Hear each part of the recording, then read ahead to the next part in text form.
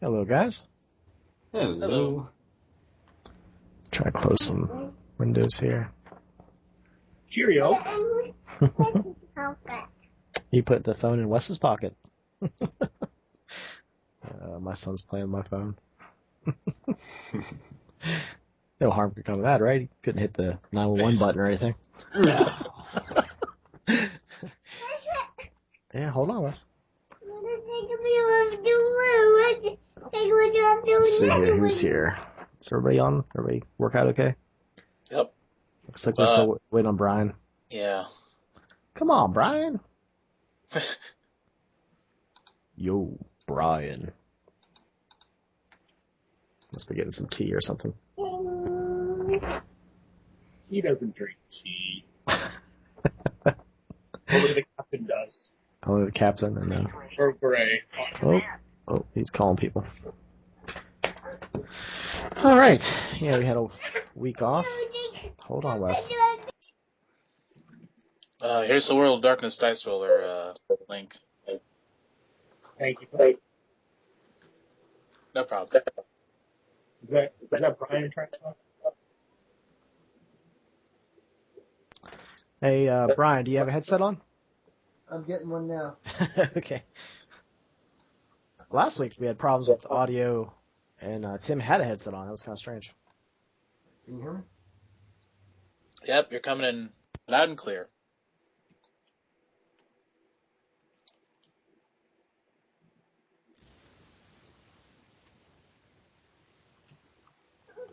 Okay, so we had a session last week. A couple people were out. We have a few new situations on board.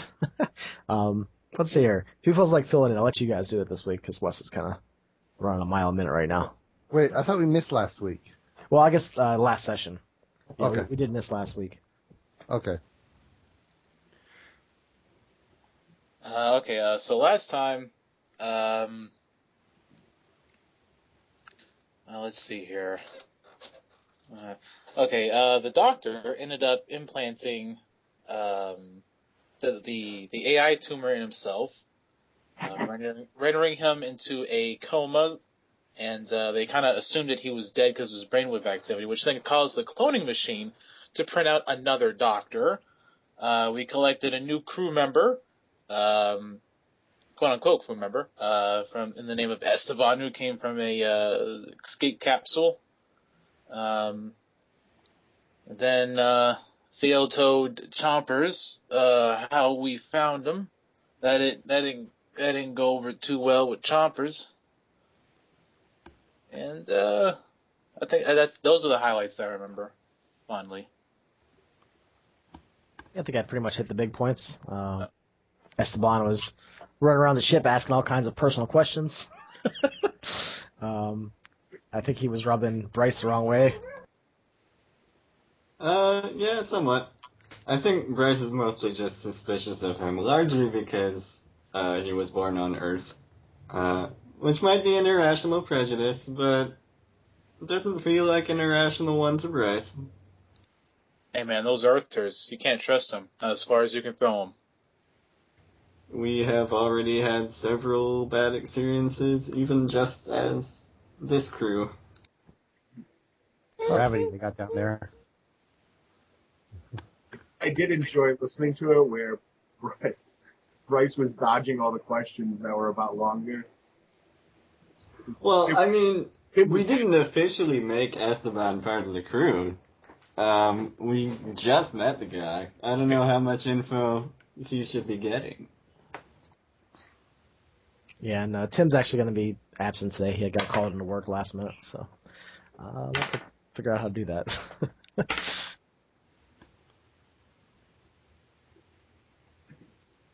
So, do we want to start with the captain, since I was role-playing him last time? You were talking about trying to figure out what he was up to most of the time there, John? Yeah, I just, real quick, what was the last thing? Like, I know Theo was in his bedroom. Where was Bryce?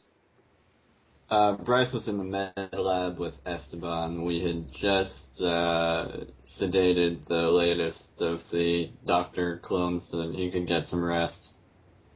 Mm-hmm. And where was Sally still with you, or did Sally head out? Or? I think I had been talking to Esteban at one point. You were talking to Esteban as you guys went up to the cockpit. And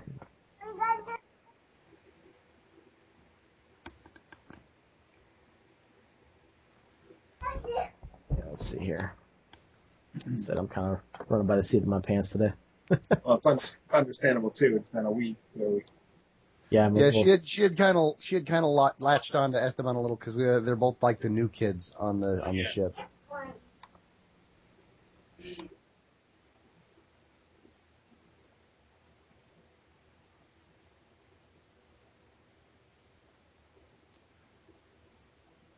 Yeah, I think the last time we stopped, we had done the last scene with Anel and Theo, where Anel was, asking him why he did that to Chompers. Why did he tell Chompers that? And Theo basically said, he wanted him to know the truth, and it'll be okay. Everything's going to work out. So I'm pretty sure that's the last scene we had. I'm under the assumption that no one's on the bridge with me, at least. I think Anel has been staying up there lately with you, but yeah, she's with Theo right now. So maybe Theo, yeah. Maybe we could just start off the. Maybe we'll give a day. Everyone rested up and did a few things, and you're getting closer. You think you'll probably get close to that asteroid within a soonish amount of time, and you're up in the cockpit. Okay, what was the asteroid again? The asteroid was there's two asteroids. One was hurled towards Gonjan, which is Mars. The other one was hurled towards Earth. And there's a she vessel that is sort of shepherding them to make sure they arrive on target, or at least, I don't know, that's your assumption. And on that ship is the ex-captains, Kazuko and Ying.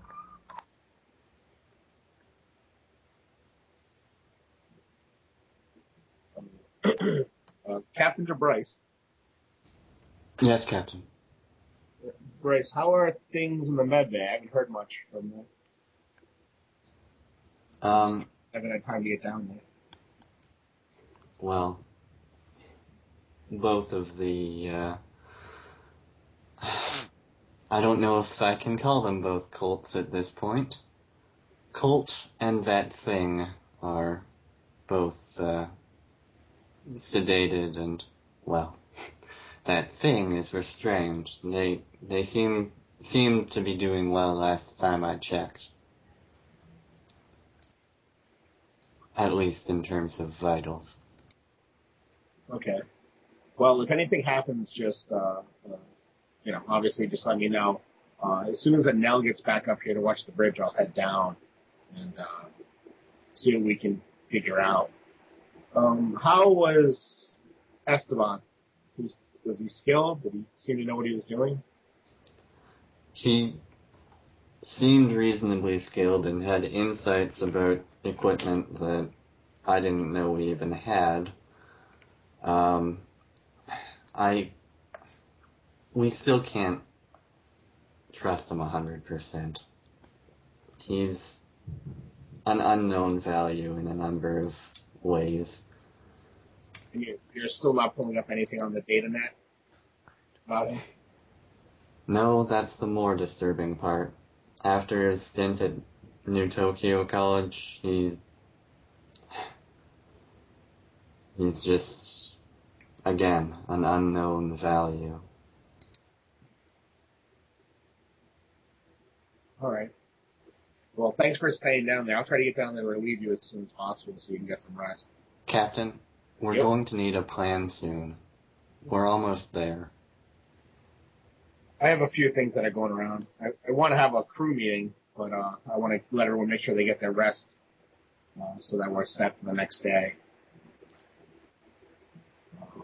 Yeah, we'll be calling a crew meeting shortly. That's good to know, Captain. With that, Longbear switches off the comm,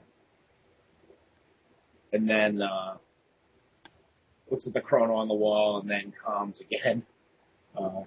Captain to Nell. Yes, Captain. What is it? Now, would it be possible for you to come back and watch the crew? Watch the. You want me to come up to the cockpit? I guess. I'm gonna have to get dressed first. I'll be up there quickly. No rush. Take your time. Theo, where are my bottoms at? Oh, I calm off. It's over there in the left. You'll hear the comms go off.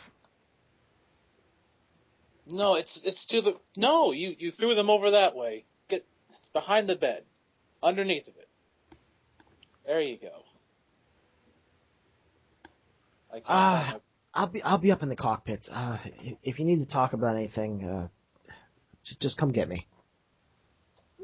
So I guess we got to put that doctor's appointment off then, huh? Maybe later. All right.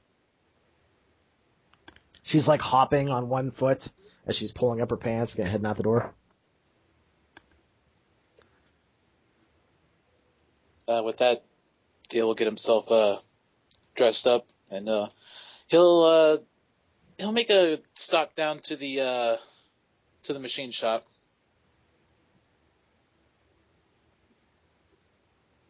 And he'll begin working on things.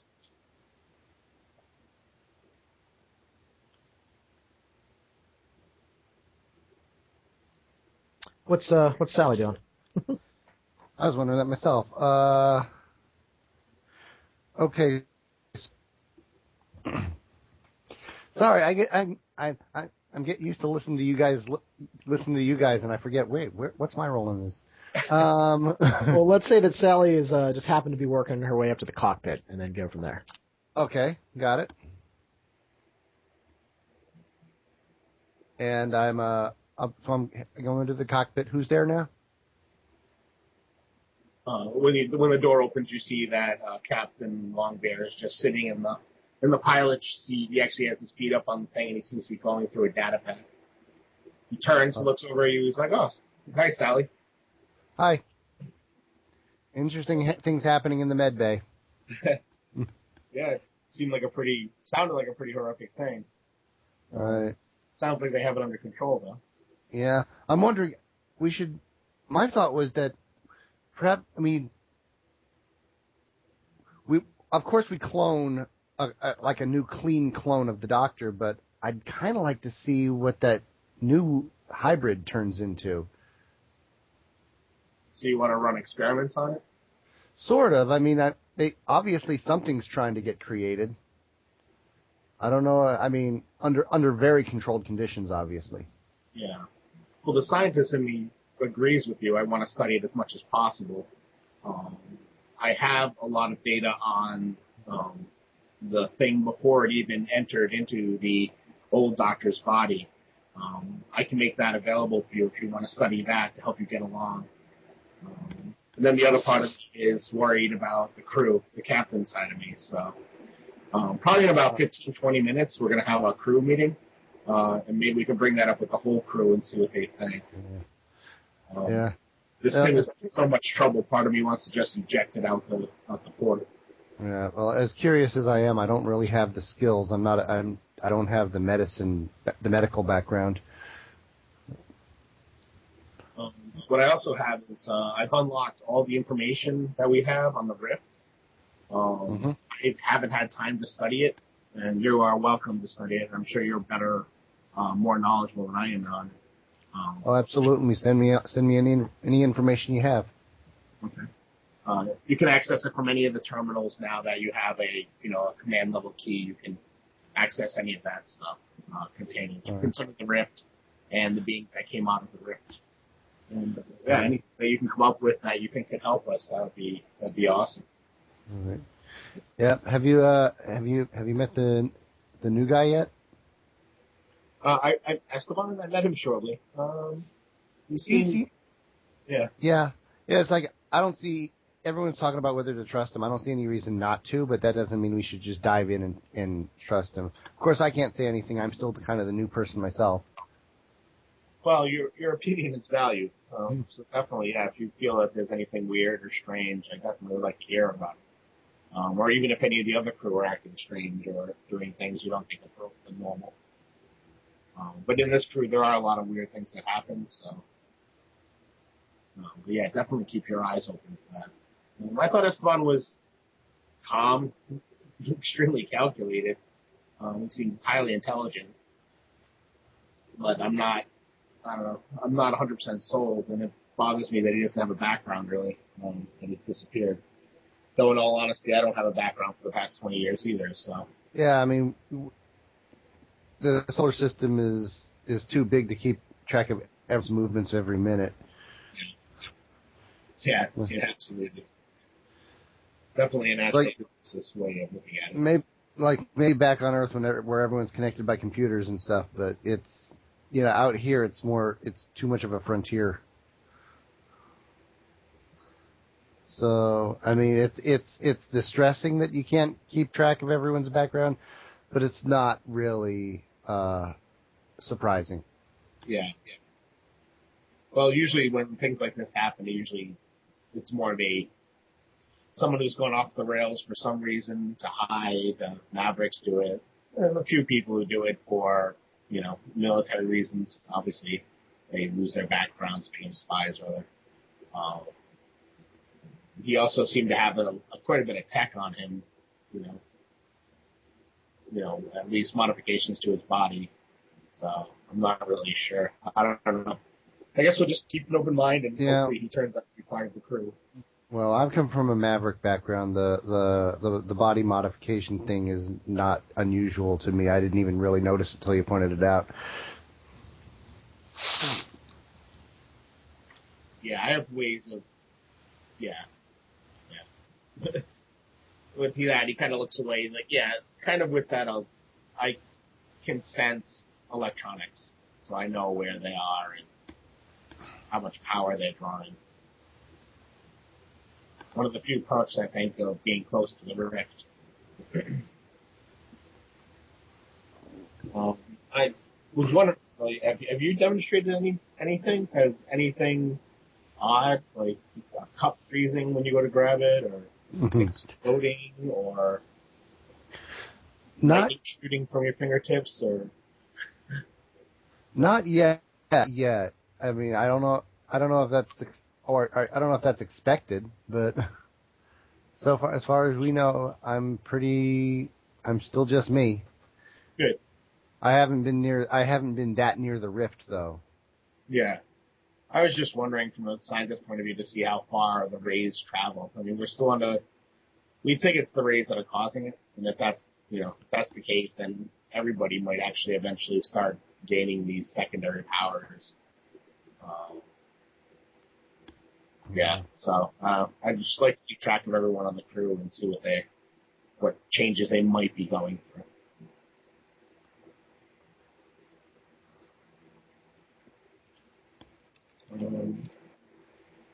Captain, this is Esteban. Yes, this is the captain. Go ahead, Esteban. I have been spending some time in the hydroponics bay. Is there anything you would like me to do? No, I mean, I know that it's normally automated, but I guess anything that you can do to increase the efficiency would be awesome. The efficiency? Well, if we're going to be out here for a long time, I had heard rumors through the ship that you know quite a bit about the plants that are in there. Yes, plants. I spend some time with them. I know the ins and outs of the plants. So I think that fresh, vegetables and fruits, it's got to be way better than the paste that we've been eating. There's some herbs and some things I could cut up and make a salad, perhaps. Would that be good for dinner? That'd be awesome. I mean, I don't want to set you up as a as a cook or anything, but yeah. Anything you can do in the hydroponics bay would be greatly appreciated. I know my way around the kitchen, so I wouldn't mind.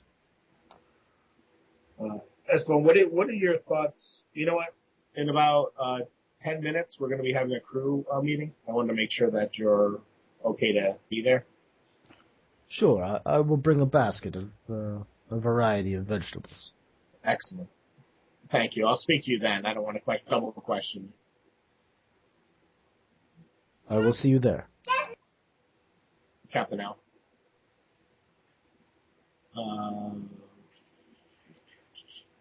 I smile at Sally and I turn back and I key to the entire ship, ship-wide communications. This is the captain. In 10 minutes, I need the entire crew to meet in galley number 2. Or we only have one, right? Yeah. Just meet in the galley.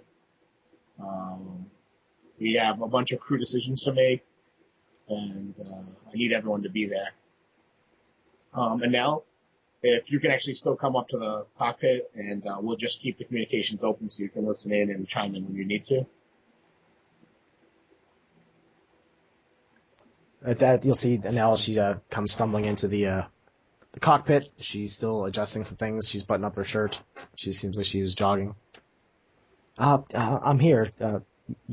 Wait, what was that? Oh, sorry. I didn't know you were going to get here so quick. I'm going to, if you don't mind staying up here in the cockpit while we have the meeting, we'll just keep an open communication so that you can chime in. Oh, that's fine, Captain. Just keep the comms open. I don't have to be there. All right. Well, no, you're part of the crew, so I just want you to know that. Well, anyone be standing out. If I want to say something, I've always just said it. You guys don't seem to have a problem with that. That's true. Well, make sure you chime in if you got something to say. With that, Longair stands off and kind of, ushers Sally towards the door as we're going to head over, or I'm going to head over towards the locked door to go down to the galley.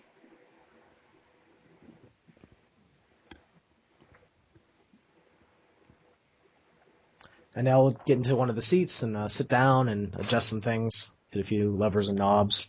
And she looks back as Longbeard's retreating from the cockpit.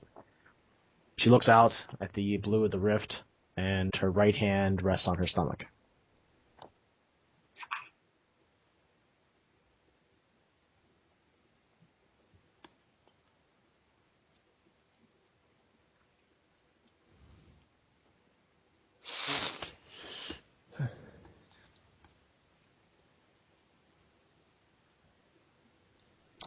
So, does everyone meet up at the... Yeah, Bryce is waiting there by the time people arrive, probably. Vale will get his way there, but he's gonna be taking his sweet time. He doesn't look very energetic. Yeah, some thoughts that might be bouncing around in your heads are the AI ship program, the Thing, as Bryce called it in Cold Spur's clone, plan to hit the She vessel, and any military plan, that the one that's shepherding the asteroids to Earth and Gonjan. Chompers. I don't know if Thea talked about Chomper's children to anybody. Nope. Nell's future child. I don't know if Thea will talk about that. Is there any other possible things you guys could bounce around? I'm sure some of it will just come up in conversation. Okay. They're just some thoughts that bounce in my head off the top of my... Just so everyone's on the same page. So I just sit at one of the tables there, and wait for because I sit next to Bryce, who's already there, and then wait for everyone to come in. And I think the last time we left Colt, he had put himself into that tent to aid in the healing process after being cloned, the newest version of Colt. So he's probably still there if you guys wanted to wake him up, or if you just want to let him rest. Do we have a Bryce? Is the med bay still sealed from communications? It's still shielded. We haven't asked Theo to alter that again. Would you like me to go down and see how the doctor's doing? Yeah, I can't believe I forgot that. If you don't mind, that would be Greatly appreciated.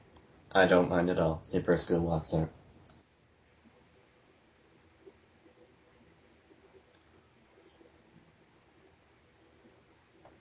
And does Chomper show up?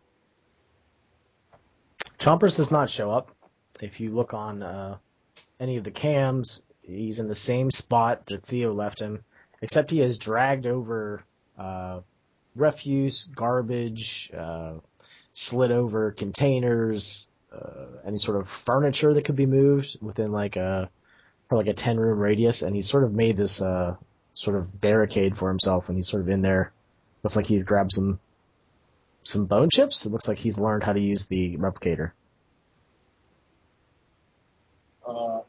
It looks like a chomper's nest. Right. So from longer, I don't know. Okay. Captain to Chompers, what are you doing? You'll see on the cams, it looks up like towards the ceiling, Yeah. shakes his head, and just sort of hunches over and pulls a piece of furniture on top of him.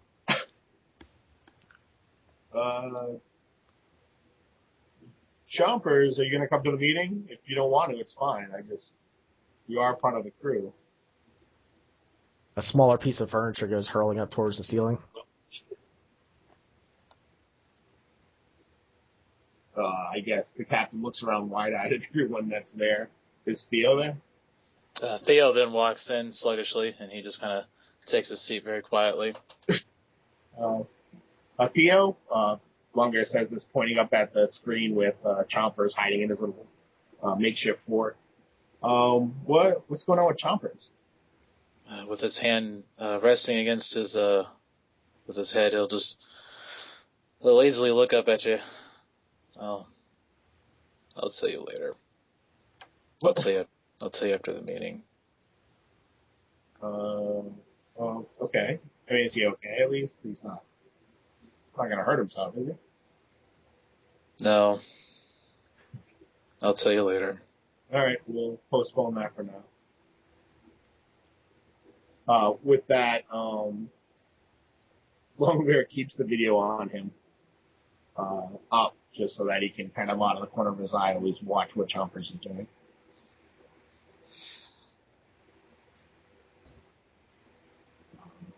Once Bryce gets to the med bay, he peeks his head in and checks to see whether the doctor's awake or not.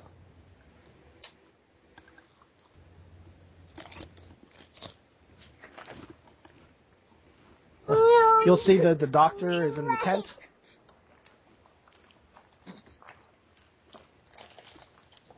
So Bryce just heads over to the tent, kind of peels it open, and looks inside basically to straight at the doctor's eyelids to see whether he's in REM sleep or something.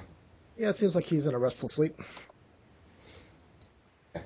He steps out of the room and uses comms to talk to the captain. The doctor's asleep. Should I wake him? No. Let's let him rest. I want to make sure that he's fully healed. I'm concerned with starting him with any type of stress too early in his reformation. Absolutely. Bryce takes one last look back into the med bay to see what's going on with the not doctor, the entity that was in his head and is now restrained. What does Bryce see? He sees that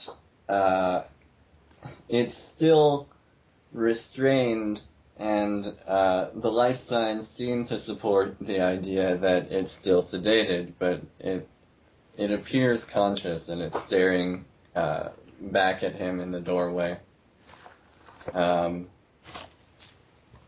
So what he ends up doing is just shutting off the lights for the moment and closing the door and just heading back to the quarters. Or to the galley, that is.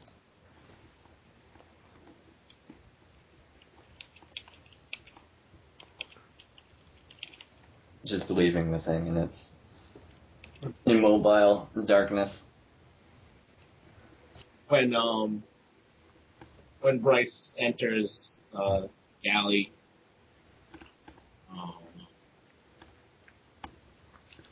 Elongate turns to him and says, Bryce,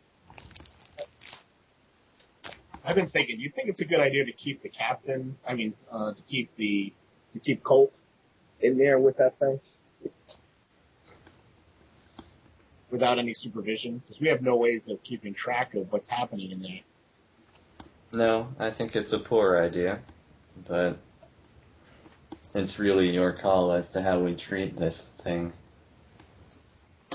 Theo will just glance up and say, why don't you just put it on ice or something? Do you think that'll work? Do we have something that can freeze it to temperatures that it won't?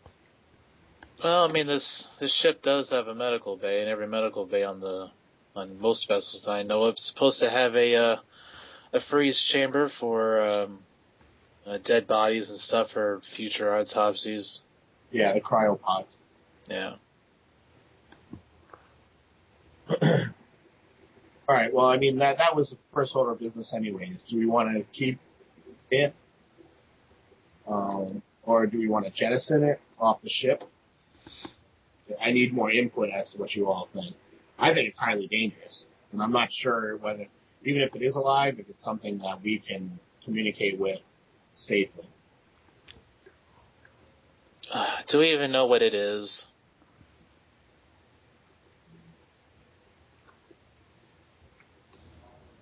From all the scans and everything I checked, it's some sort of sentient, organo-mechanical being. So in other words, you're saying it's a cybrid. Yeah, but kind of reverse for what we normally think of as cybrid. Well, I remember people doing research like that a long time ago. It's just... I don't think it's a very wise decision keeping something like that on here. Bryce? There are all kinds of ethical questions regarding it, but I don't think I'm the person you want to ask if you want the most ethical answer. To be honest, your opinion weighs a little bit more than everyone else's. It's alive, it's confused, it's young, but it's also incredibly dangerous and has more capability than it has the wisdom to put into effect in healthy and productive ways. That is the most generous assessment I can give of it. My less generous assessments call it pure evil, and I want it gone. But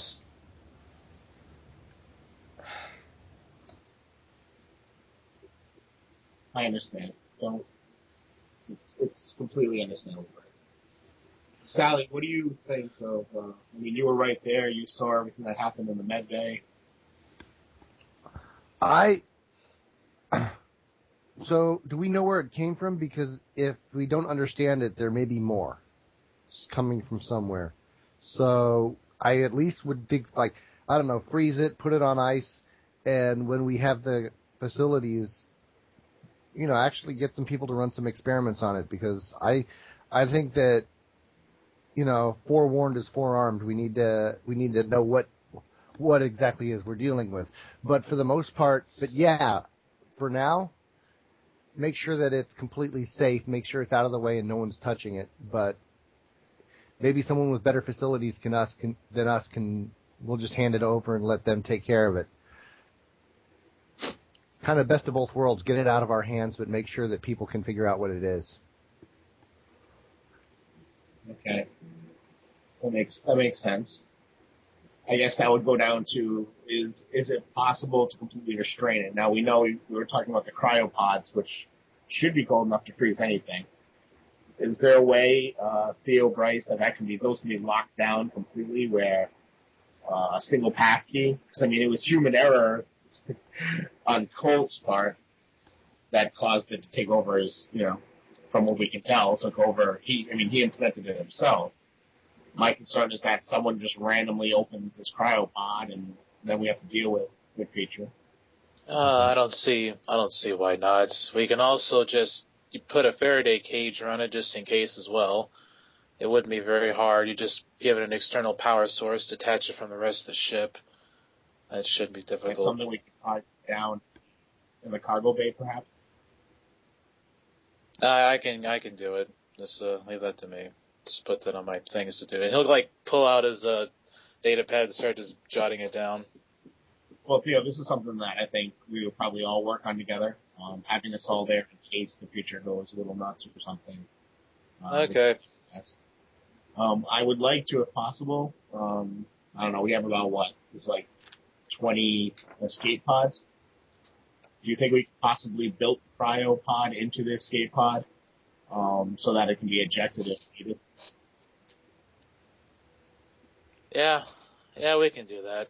I mean, I know it's already got a power source. Everything else should be fine for it. I don't see why not. Does that sound like a good idea, guys? He looks at the whole crew. As long as we can prevent it from ejecting itself. Yes.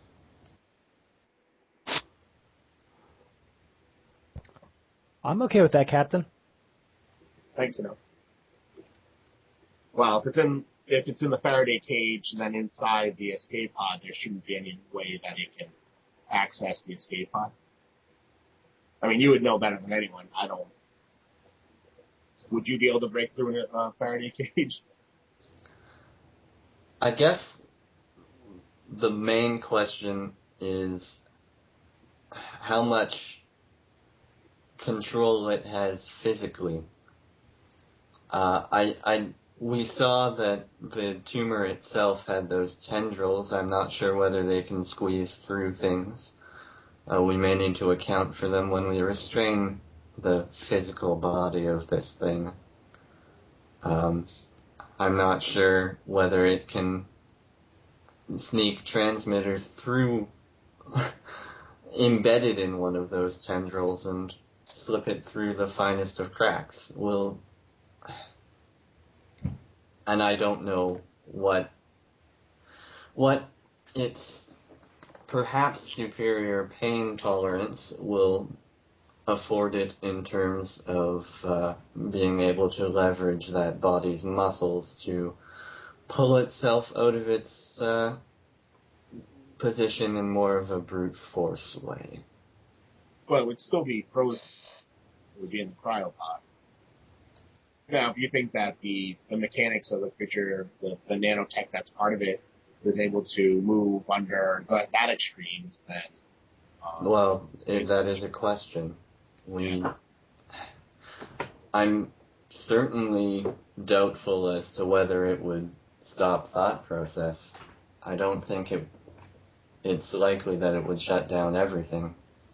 The cybernetic components should still be able to keep things running to a degree. It will continue to be thinking in that space.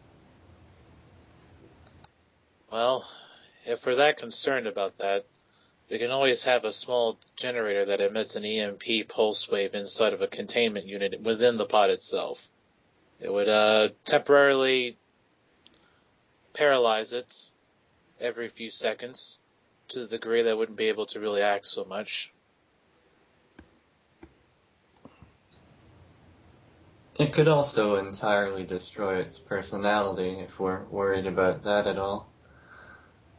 But, that could actually be a pro of that plan.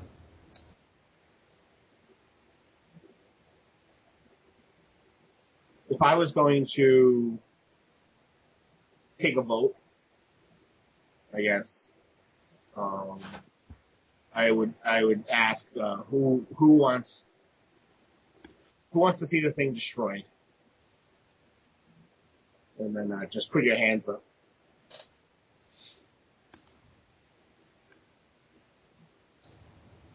and because this is audio, I don't see anybody putting their hands up. So they tell me that they I got my hand up, Captain. Thanks, Anil. Kill the fucker. Theo does the same thing. He raises his hand. Yeah, I'm gonna say no because it should be locked away very, but and then forgotten about until we can know what to do with it. I feel compelled to abstain from voting, Captain. As I've said before, my judgment on this matter is perhaps clouded.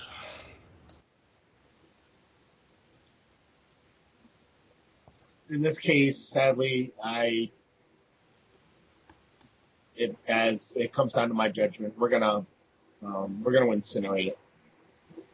We're gonna be coming up on a battle with She. I don't want to be worried about whether this thing somehow finds a way to break out of its containment.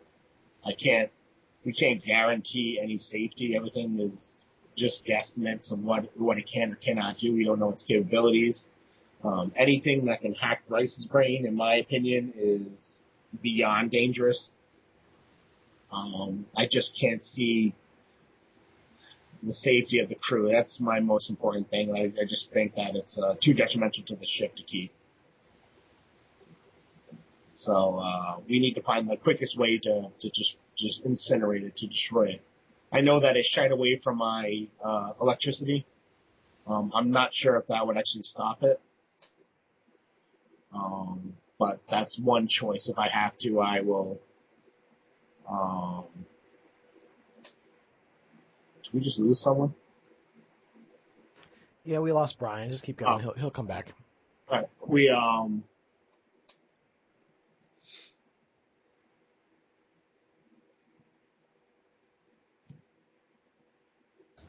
Sorry, Long Virgo is kind of looks off in the middle distance as he's thinking. It appeared to have died last time it was in, or to have started dying last time it was within an EMP field. If I recall correctly. The one you set up with the jar, Theo? Yeah. It started dying when it did that. Well, look, if it functions like any other biomechanical creation, it's going to require that it's, I'm going to assume its host in this case, will require to be alive. If you kill the doctor, or anything like that, or, if whatever's left of the doc, that should probably kill the thing as well. I mean, we can always just eject it out into space and then you do some pinpoint firing at it. That's true. So that seems kind of harsh to me.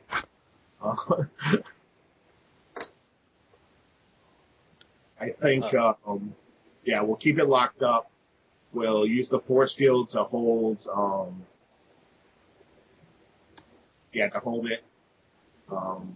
with everyone. Right. And then I'll incinerate it, and then, whatever is left in the force field, we'll eject, and then try pinpoint firing it with the ship's weapons.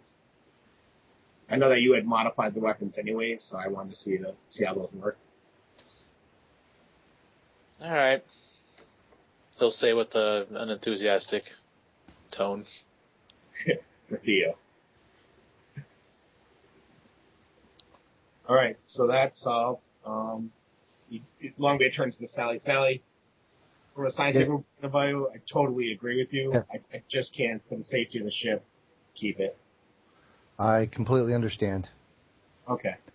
I just didn't want you to think that I just didn't listen to what you said. You made perfect sense to me. This time I have to be a captain and not a scientist. Yeah. You know what?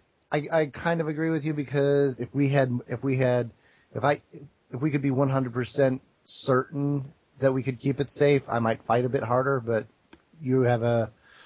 I'm not going to argue. All right. Thank you for understanding. So the next order of business that I had down that I wanted to talk about was the AI on the ship. Esteban walks in at this point. Oh. Hello, Esteban. Hello. Have you been listening into the combo? Mostly. Yeah. He sort of just folds his arms on his chest and leans against the wall. Just sort of looks around.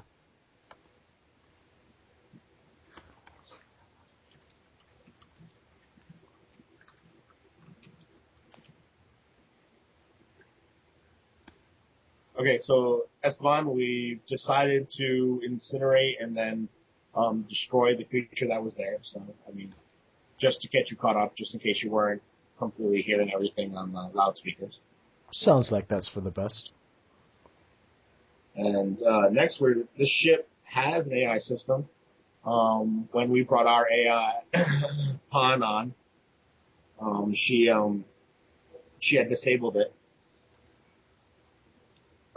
So I'm not sure. Do we want to bring another AI onto the ship? Well, I mean, unless this one happens to be sapient as well, I would see that as a problem. But this one, the current ship AI, I don't think would be. At least I hope it's not. I don't know if the Martian government decided to put that on all their ships.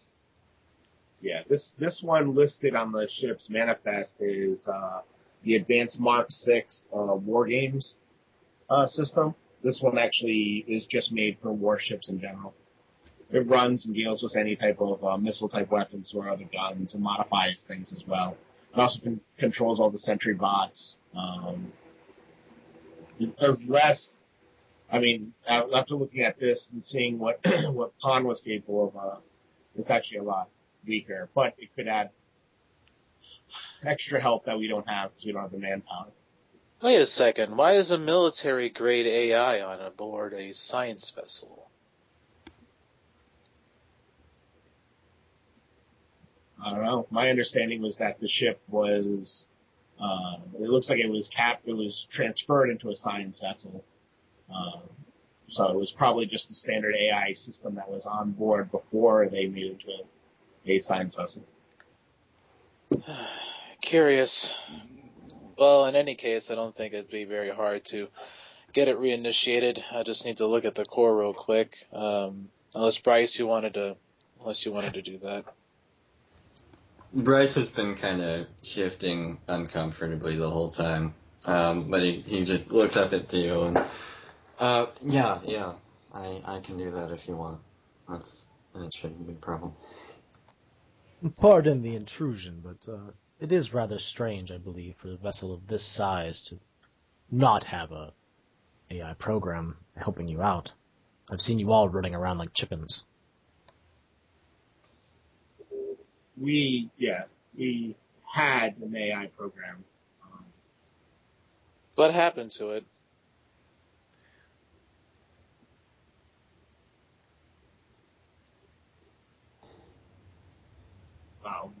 Let's say that it's self-destruct.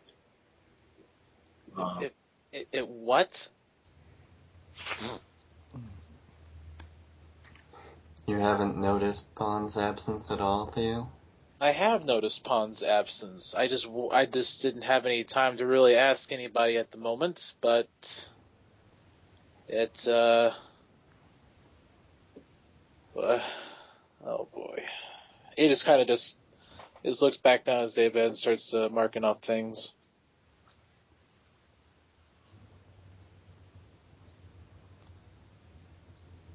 Bryce kind of, at first starts looking at Theo coldly, but then then resumes his kind of shifting back and forth uncomfortably against the wall. Is there something wrong, Bryce? You seem agitated. There's just a lot to think about, I guess. I must apologize if all of my questions put you ill at ease. I am only just trying to find my way in the universe. I'll put it all on the table. As I mentioned earlier, Esteban, Pawn and I knew each other quite well. We were close. Yes, you did talk a little about that, and I'm still curious as to what else you haven't said. You seem to be a little bit close-lipped.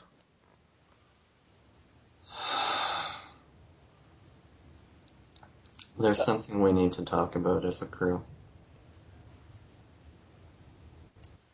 This is the right time, Bryce. If there were a way that we could have Pawn back, but she couldn't function as our ship's AI, and she were just another member of the crew, like any one of us, how would you feel about that? Theo?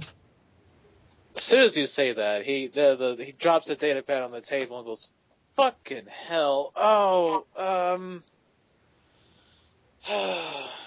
alright. You know what? Why not? Just let's. It's not my damn call." I didn't ask what your call would be. I asked how you would feel about that, Theo. It would feel weird. Wait, I don't know how to feel about it. She'd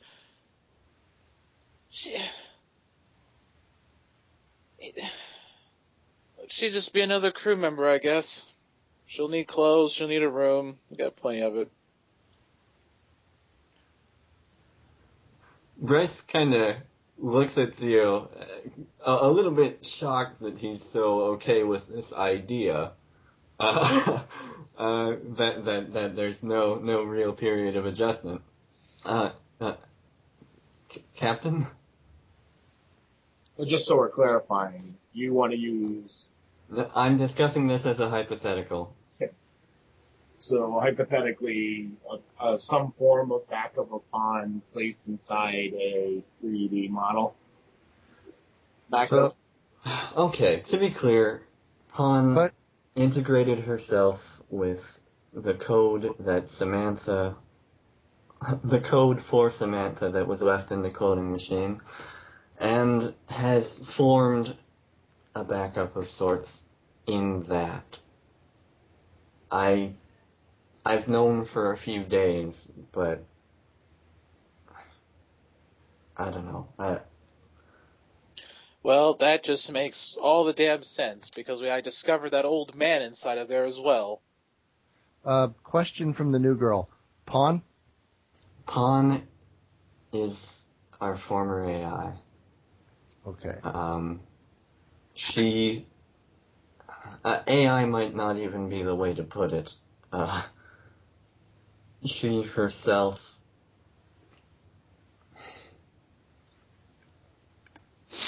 features thought patterns that are complex enough to be human because they once were.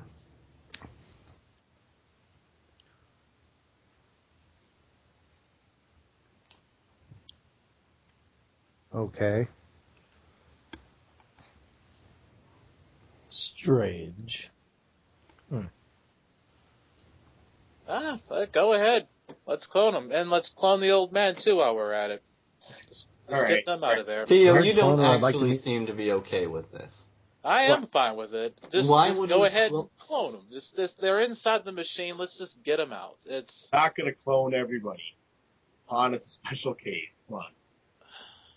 What about that old guy that's inside of the cloning machine? We're just talking about it, Theo. All right. We all know that Pawn was capable of doing a lot more than any of the other AI that we're going to have on the ship. We also know that she integrated herself very specifically with her previous genetic code and memory backups rather shortly before she deleted herself, which seems to imply that it was her intention to be cloned, should we wish it. Whereas this data from the inventor, Hizuki Masa, we don't know what contingency he wished that to be used in, if at all.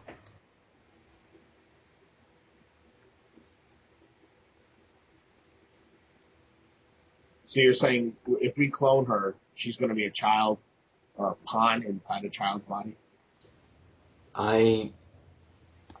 I'm not sure what age for certain this body will be. I don't know enough about genetics to have analyzed that.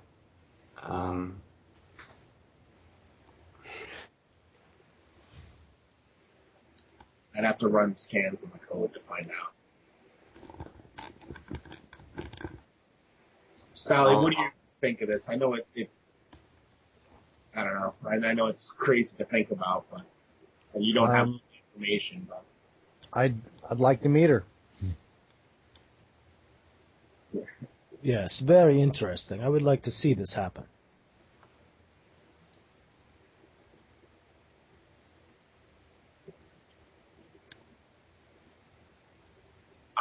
At this moment, I think, does anyone have anything else they'd like to add, negative or positive?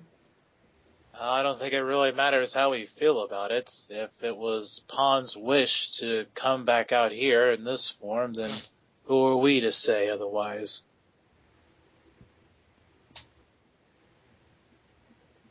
Besides, she kind of acted like she wanted to be out here in this world anyways. Now that I actually think about it. He'll say, leaning his hand on his forehead. I'm leaning towards that as well. I think that out of respect for Pon, and it seems strange to me to consider an AI a person. She was part of the crew. If that was her wishes, then we should do it. My only concern is the time at which it should be done. Should we do it now where whatever's going to happen or whatever she's going to go through is going to be when we're attacking a she vessel in less than a day? Or should we wait until after? I honestly think we should wait afterwards. We have no idea what we're going to be encountering out there, and it's probably going to end up becoming a big battle. And let's say we do the best case scenario. We go in, we get the guys out. Then we have the Earther fleet who's going to be right on our asses. They're going to start firing like hell, and we're going to be caught in the middle of basically a war zone. There's going to be casualties. Hopefully not on this ship, but if that happens, you want to minimize such things. It would just make sense if we just minimize the amount of casualties we might have. I agree. All right. So we're going to bring Pon back, but we'll wait until after we've dealt with the she at least. And we have at least a subtle amount of time where we're not trying to save the universe again to bring her back. That brings up a point to me, specifically the new crew members, Anel, Sally, Esteban, and Colt. What we need to do is, do you want to be attached to the cloning device? We have to have you fitted with one of the symbiotes. I believe you referred to this as flesh porting or flesh ports, right? Yes, the flesh porting, yes. I would be obliged to do that. So what is it like? Just make it so they can clone us if necessary? Yeah, it's basically you can plug in so that you can back up your everything that you are, and then if something ever happens to you tragically and you die, it will automatically run the 3D printer, cloning out a new device, and then installing your backup self. This also includes your current memories. All right, cool. All right, let's do it. Okay. Do you have to go back several times and update your information? Is that how this works? Yes. For now. Has the crew done this? We haven't done it in a while. I would like to see how this works. We were originally working on a Wi-Fi type setup where it would just automatically upload as long as you're within range of the ship. I don't think we ever got around. Probably Theosdatapad has that listed somewhere. Well, it seems like it's something that you just get in the ritual of doing. You wake up in the morning, you plug yourself in. I'm sure, does it take a long time? It could be something that needs to be implemented. It's just right been now, a little hard to get used to. I also like that there's a freedom. You can back up where you want to back up as opposed to, having the latest, earliest morning,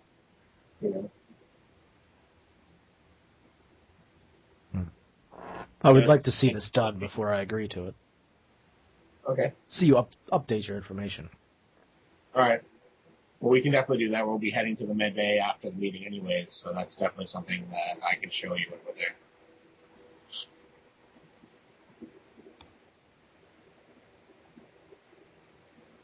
Okay. So now we're coming up on the She vessel. Let's say we circumvent the Earther forces and we come upon the She vessel.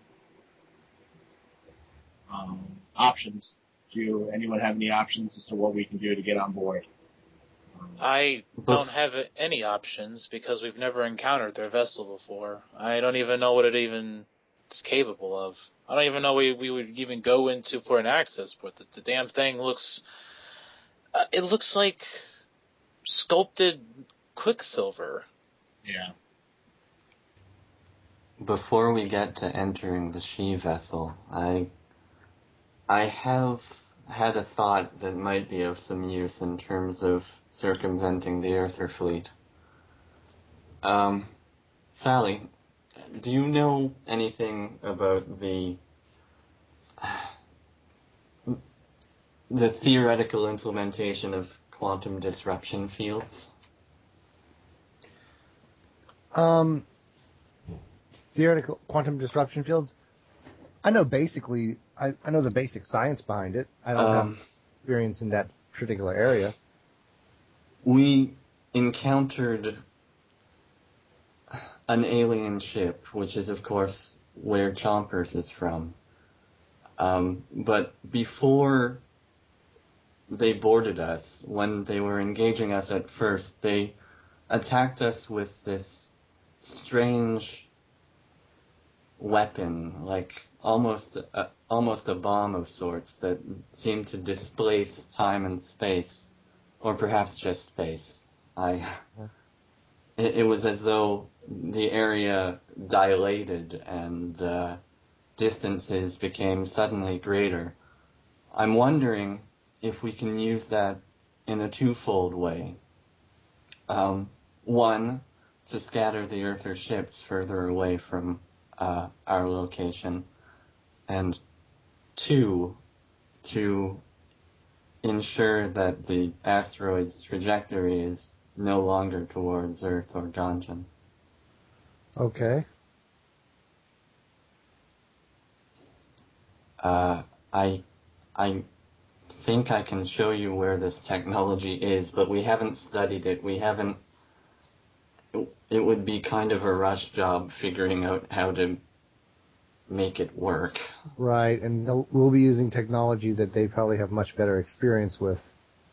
Wait a second. We don't really need to actually figure it out. We just need to launch some of those probe things that were launched at us before. Well, yes, but we don't know what the consequences will be precisely.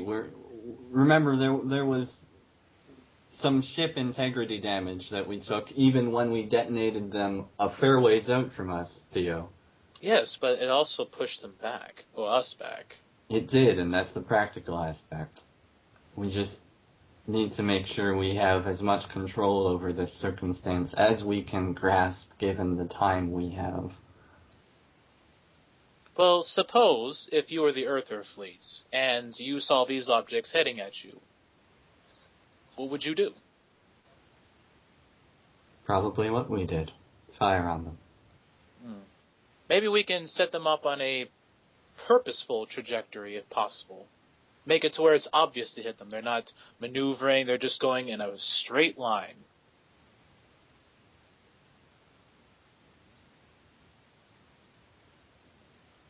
If we can at least even manage that control, that would be worth it.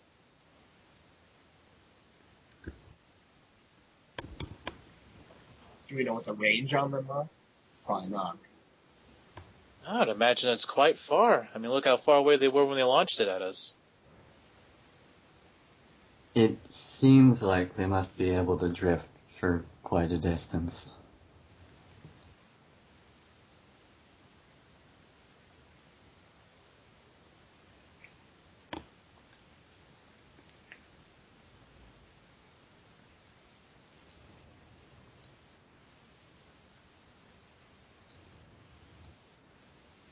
So there's this fleet, and there's asteroids that are headed towards my homeworld. Which one do you consider your homeworld? Where I was born. Bryce just kind of grits his teeth. Cannot help where I was born. But anyway. He nods politely. I would, if possible, like to save both Gungeon and Earth. The amount of human life that would be lost is I can't even imagine. Well, on the bright side, it would mess up all their corporations. He kind of just shrugs his shoulders. Seems like such a callous statement for all the innocent lives that would die. It is. He just shrugs his shoulder at that. Yeah, I mean, it is, but I don't think anyone really batted an eyelash whenever they would catch a Maverick colony off guard. They just consider everyone out here to be criminals, thus expendable. War is hell. Well, the good thing is on this ship we're against everything like that. I want to save both Earth and Gungeon. I show no loyalty to either one of them. Show loyalty to the men and women and children who are just going about their days, walking around or doing whatever they're doing. The last time I checked, the Gungeon had not sent a fleet to do anything about the asteroid headed towards them. Does anyone have any information on the Gungeon rebellion and how it is going? It's assumed it's not going well. I mean, a no-bot rebellion would cause tremendous amounts of damage. And even if they could muster a way to take them out. Would they take them out? I mean, they do. I mean, don't they view them as entities in and of themselves? There are some, but even 20 years ago when I was commissioned in the military, there were those who didn't quite see it that way anymore. Is it entirely possible, this pawn that you mentioned, the problems that she seemed to have with you, would they have upgraded their other AI programs as well? Was she original? As far as I could tell, she seemed to be one of a kind, though I didn't really notice that at first. I mean, you say we have access to this Hazuki Masa, who created her, it sounds. Could they not have used the same technology? This is Gungeon, this prototype, yes? Could they have not made more of him and used his experiments? I know not. It just seems that the AI program here and the AI programs there are all doing strange, rash things like people do. Pawn was a person. Effectively is. So I think that she, at the very least, can be excused. In terms of these no-bots, perhaps they have similar origins, I don't know.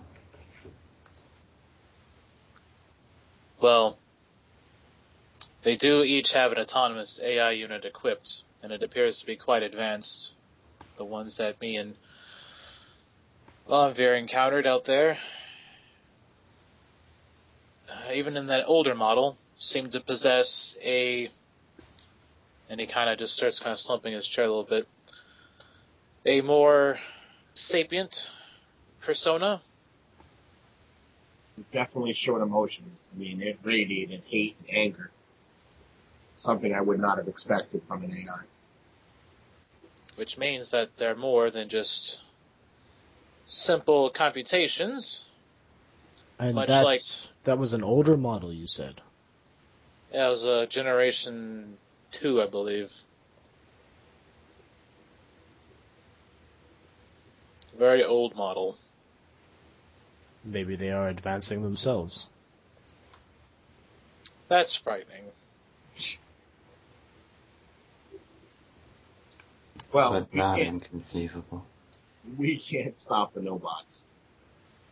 So I guess let's, kind of reel our conversation back to what we can do for the ship and what the ship can do against the she vessel. I had an idea, or not an idea, I was wondering, we have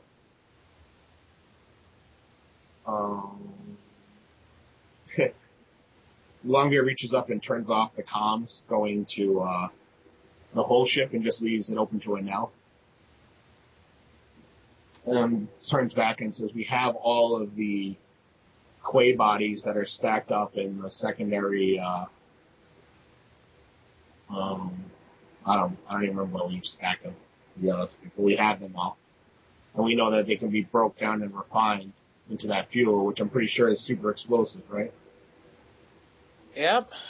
It's definitely components of trigenium.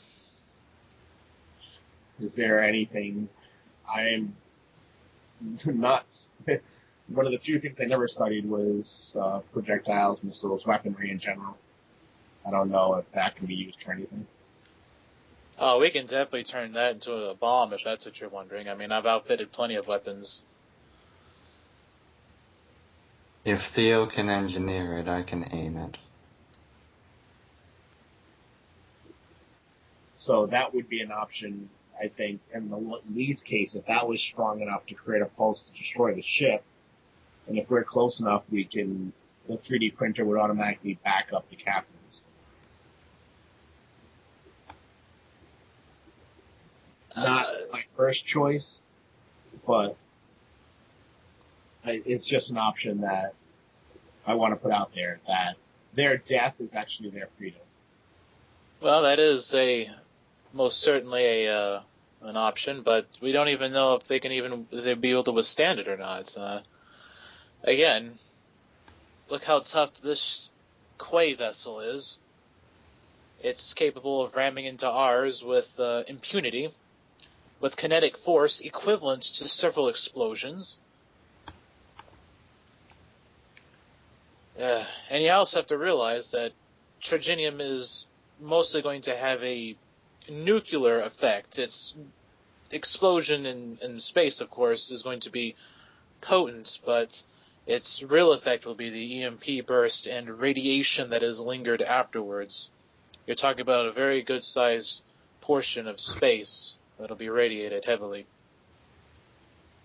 If it saves the world, I guess a small amount of destruction. Unless we can, obviously, if we can come up with a secondary option, or third or fourth, or whatever plan C we can come up with, I'm all for it. Well, if we could find a way inside, we can plant a bomb inside the vessel. The explosion would actually tear it out from the inside out, and we would get a more effective burst.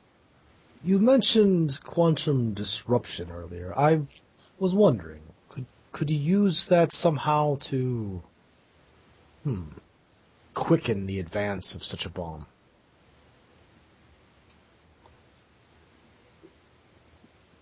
I don't see why not. We can strap an explosive onto the actual probe itself, and then just put it down there, and once it explodes, it'll cause the reaction to go off. It all comes down to how predictably we can map its movement. If Sally can figure out the physics of it in that period of time, that could be a brilliant approach, but I certainly wouldn't be able to know. I would gather it has some sort of strange effect on space-time.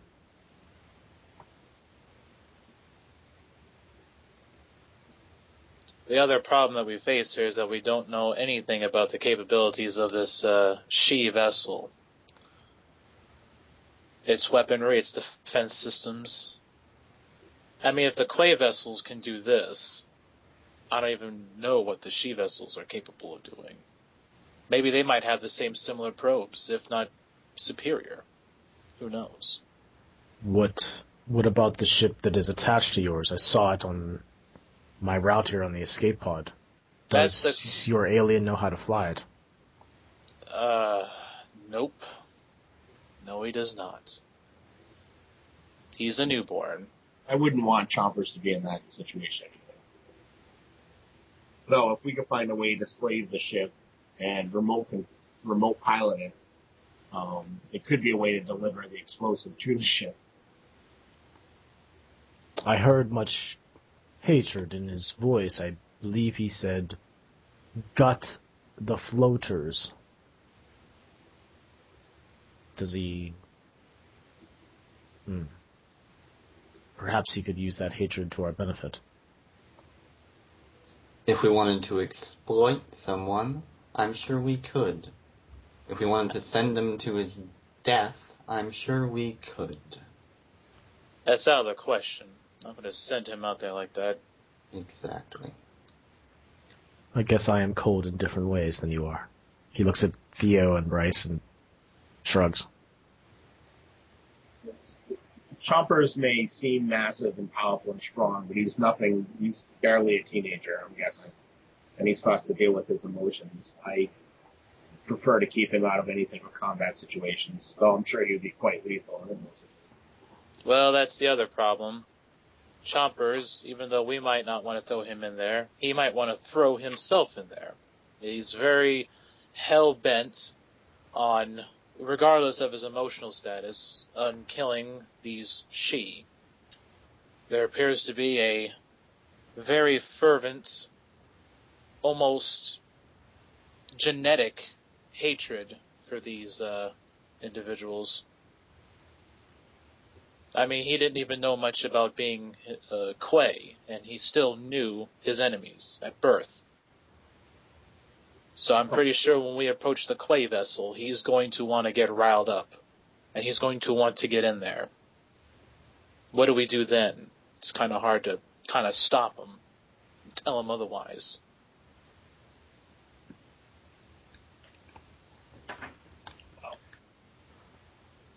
As far as Chopper is controlled, we'll find a way to control him or slow him down. Right now, he's doing some sort of nesting, so I'm not even sure what that's about. If we decide, Theo kind of slumps further in his chair a little bit, kind of face palming. He'll just like play with the pad a little bit. But I mean, if we ended up boarding the ship, I don't see any reason why Chompers wouldn't come with us. I would assume all hands on deck as far as that goes. But I would prefer not to have to board the ship. I believe, to be honest, because of the communications we've had with the She before, we could probably roll right up beside the ship. There's nothing saying we have to go in gun blazing. They had wanted us to meet, if you remember correctly. I know they are aggressive. They may still take those types of answers, at least anything that we say to allow us to come up there and. I don't trust them for a second. That's an old tactic. Everyone says they want to meet at first. That's typically what most people do when they want to ransack you. They say, "Hey, let's meet," and then afterwards they just blast you out of the sky. Captain, this is an L. Yep. It seems that the She vessel has changed its course, and it's heading right for us.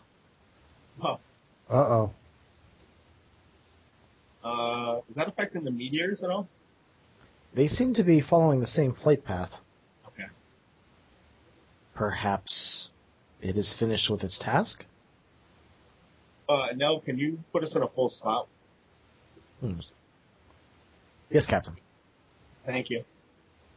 Nell, what would be the time that they'll arrive? Hold on a second. You hear some clacking of some keys. Without us changing direction or course and remaining stationary here, carry the 4. It seems that they should be here within a 4-hour time frame. Okay. Well, since they're heading for us, how about we go in reverse? Buy ourselves a little time. That would buffer the time and give us some more time, Captain. Now, are there any large masses of solid objects, either asteroid, moon, anything like that in the area, within an hour's reach? Near to us, Captain? Yes, the asteroid belt, there's some there. All right, you head us towards there, and then... Wait a second. Hold on. How about we send ourselves towards Jupiter? Towards Jupiter?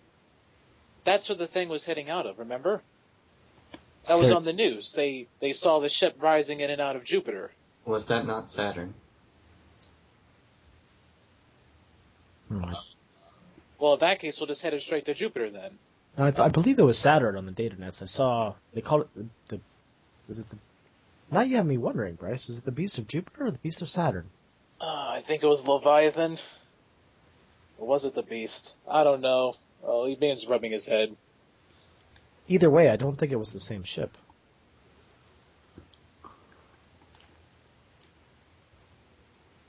Well, anyways, the original idea is that we might be able to use planetary means of disposing of this vessel without really worrying about it. The idea is that we could lure it in Jupiter's gravity field past the red zone. The tricky thing is knowing whether it will follow us there or not. It may simply be headed towards the asteroid belt to pick up more ammunition. That is that's where the quantum bombs would come in handy. So think about it like this: if we position ourselves where the vessel is between us and Jupiter, and we were to launch one of them at it and have it explode, it would send it hurtling into Jupiter's atmospheres. Now, I don't care what that ship is made out of. It's not going to be able to survive the gravity well that Jupiter puts out, yet alone the radiation content that deep towards its core. With any luck, it should destroy it. But that might put it out of range. So, didn't the bid show one of those ships flying out of the atmosphere? Yes, but I'm thinking that it wasn't going past the red zone of Saturn. Saturn being not as massive as Jupiter, its gravity well is still potent, and there is a threshold. You can actually have vessels go within its atmospheric limits, however you are pushing your own ship at risk, because since they are gas giants, they have massive wind currents that go on inside. Your ship is now battling up against planetary atmosphere, which is different from spatial atmosphere. And then if they go past a certain point, the red zone, so to speak, it'll be problematic getting out. The idea being that you actually have to angle your ship and then use an emergency maneuver to use the gravity propulsion to push yourselves outwards. It sounds like a good plan, although we do not know what tech they have and what their limits are. We're uncertain of the potency of these quantum weapons also. They may not be affected by the quantum. It's possible. And I'm just not sure it'll push them that distance. I know, what would be the ETA to Neptune? Whew, Neptune. That would take quite some time, I think, Captain. They might catch up with us before we got there. I believe, yeah, they would. Even if we had the ship travel at that fast rate where we get possibly bathed in radiation. All right. And now turn us towards the asteroid.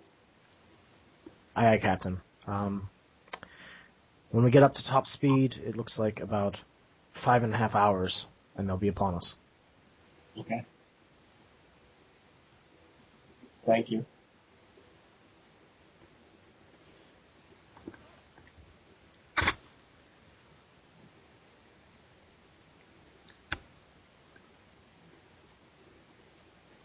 Theo, how long do you think it will take to make a few of those bombs? The trigenium bombs? Yeah. It shouldn't take long. I'll have that done within 30 minutes. Okay. And we should probably go to the medbay first to fix those things and back everyone up. And then to take care of the creature there. And then we can work on the trigenium bombs.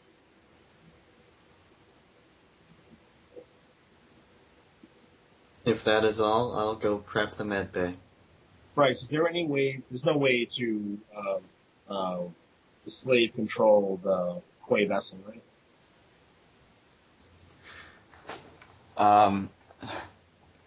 The Quay vessel?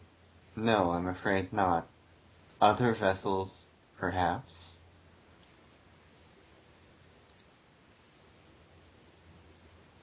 But no, I can't see a way of slave controlling the Quay vessel unless we were to build a very, very specific piece of equipment to do it.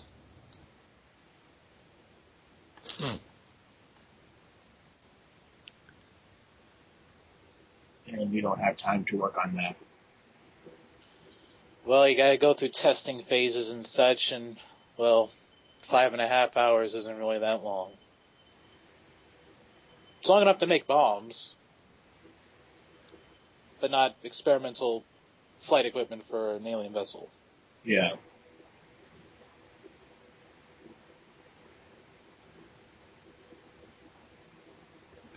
Captain, is there anything else you want from me? I found this most interesting, but I don't have much feedback.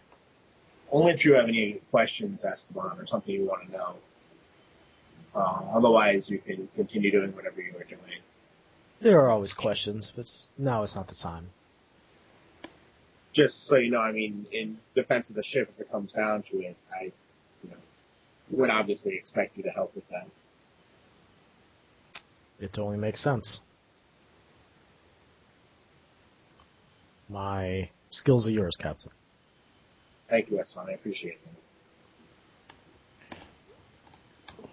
Do you want me to help with something around the ship?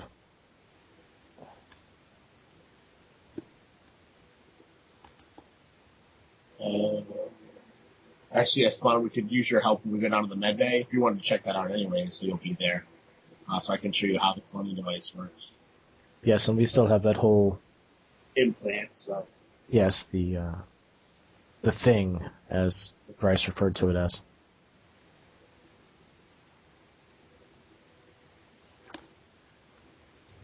Sure, Captain. I'll be there, setting things up. Is the meeting adjourned, Captain? Yeah, unless anyone has anything to add. If we could all head down to the med bay. Theo, I gotta talk to you for a second, if you could hold back. Yep. I'll be down there, Captain. And Okay. Esteban will just leave. Yeah, Bryce just heads out into the hall, kind of slides down the Jeffries tube and to mid-deck, and picks up his rifle on the way to the med bay.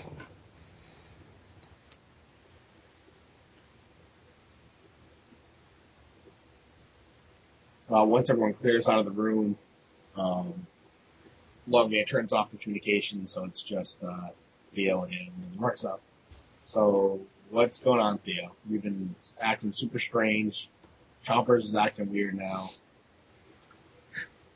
He kind of slumps over on the table, his hands running through his hair.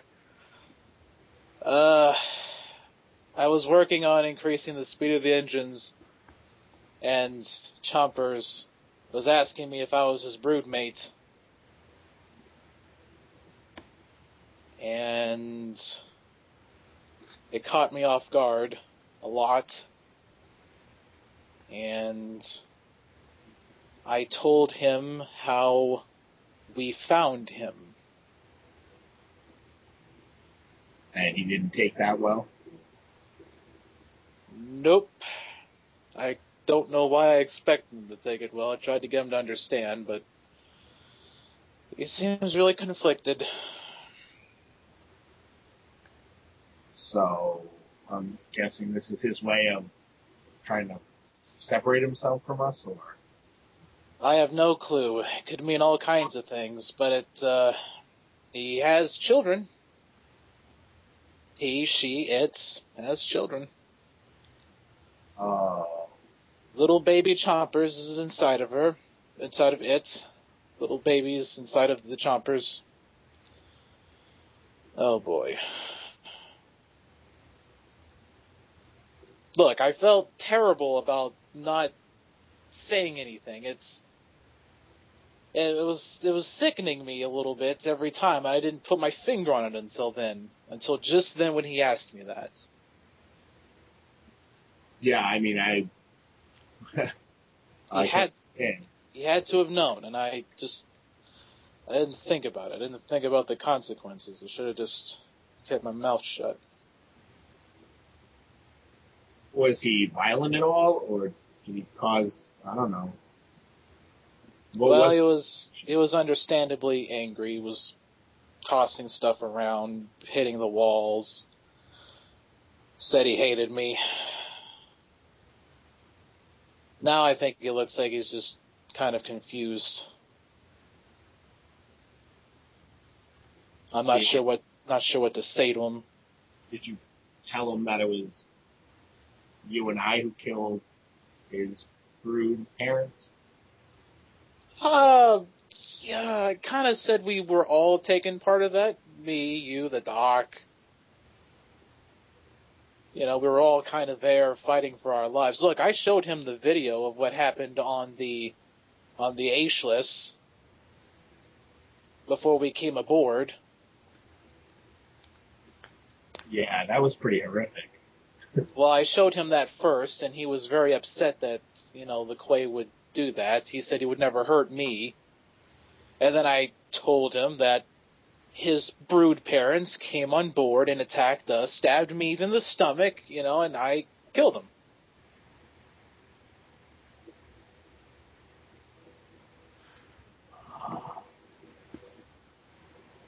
Not much I can do about that. I didn't want to die. I didn't ask for that. When you left him, did he seem like he understood and just gave some alone time, or do you think? Oh, I have no clue. I don't know, Longbear. I don't know if he's understanding of it or what. He just might be confused right now. I mean, I was at that point in time. I mean, yeah. I'm not even sure how. I'm not even sure. I don't know. I want to go down to talk to him, but I'm not even sure if that would help him. I think the best we could do is just keep our distance for now.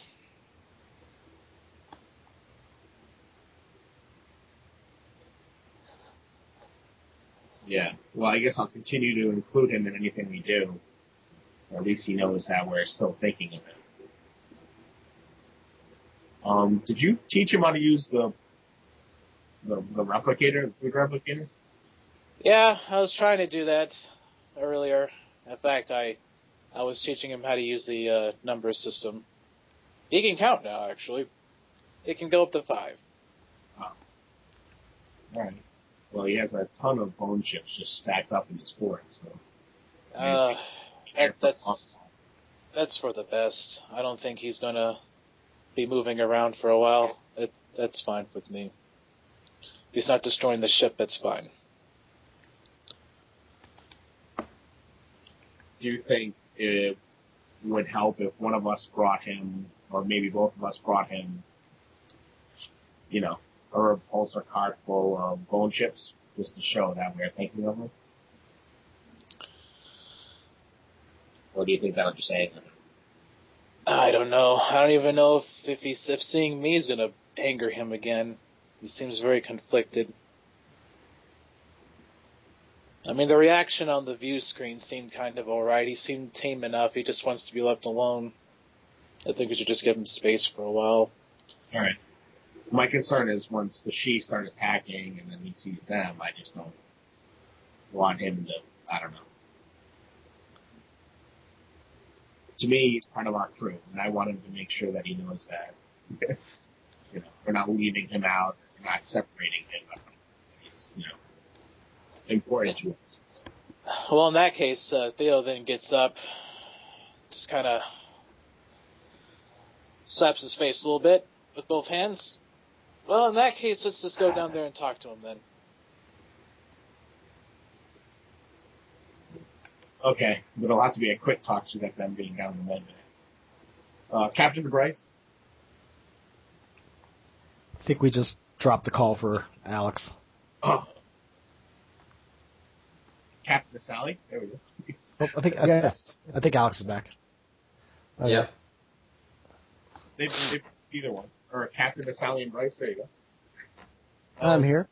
Theo and I need to go check on Chompers real quick. We'll be down to the med bay probably about 5-10 minutes. Okay. If you guys can just maybe start the whatever process that needs to be done. At least maybe helping to clear out the doctor, the real doctor. Okay. That would be greatly appreciated. Would you like us to wake him or just move him? I would say just move him. Do you know how to unhook all the things and plug them on where his room is going to be? Absolutely. I mean, we had most of that set up there for his previous form. All right. And with that, he's long there out. All right, Theo, let's hurry up there to see Chompers.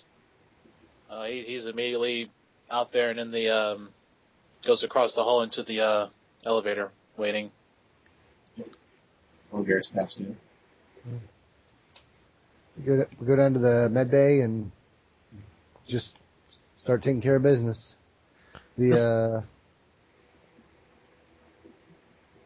You'll see the Esteban's in there as well. Looks like he's started the process already. Okay. Looks like he's working on containerizing the first Doctor clone, the one with the cybernetic AI tumor. Okay, the one, just making sure that it's secured. Yes, I'm getting things ready. That's what the captain wants, I believe. We are ejecting it and going to fire on it. Is that correct? That's what I've been told. I do think we should at least get a really good scan on it, make sure we know at least get all the data we can on it without actually and then get rid of the actual clone itself. I'd like to at least have computer records of what it was. You see Esteban look over at Bryce. Do you have any objections?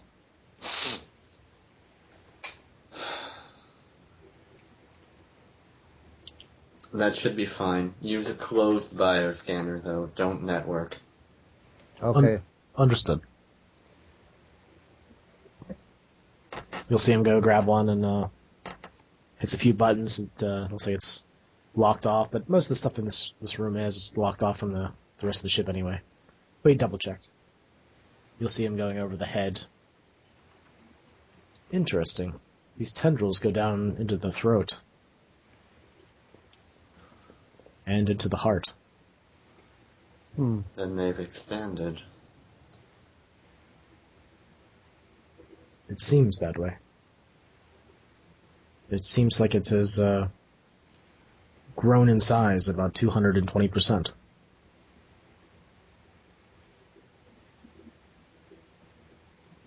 See, look here, the elevated skin along the arms.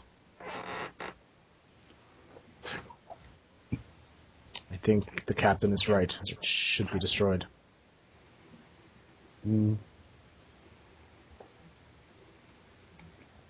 It seems to have its own tissue, though, separate from the clone. And that has also expanded, or grown, I guess is the correct term. Strange.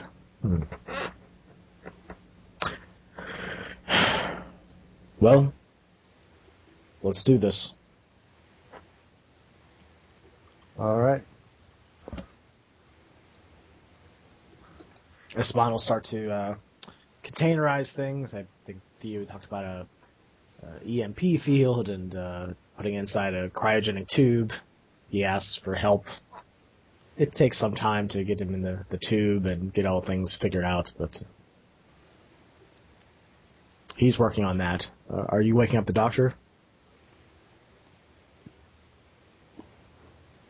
Well, no, the plan isn't to wake up the doctor, just to move him. Okay. So you just unhook him and wheel him out of there? Yep, basically.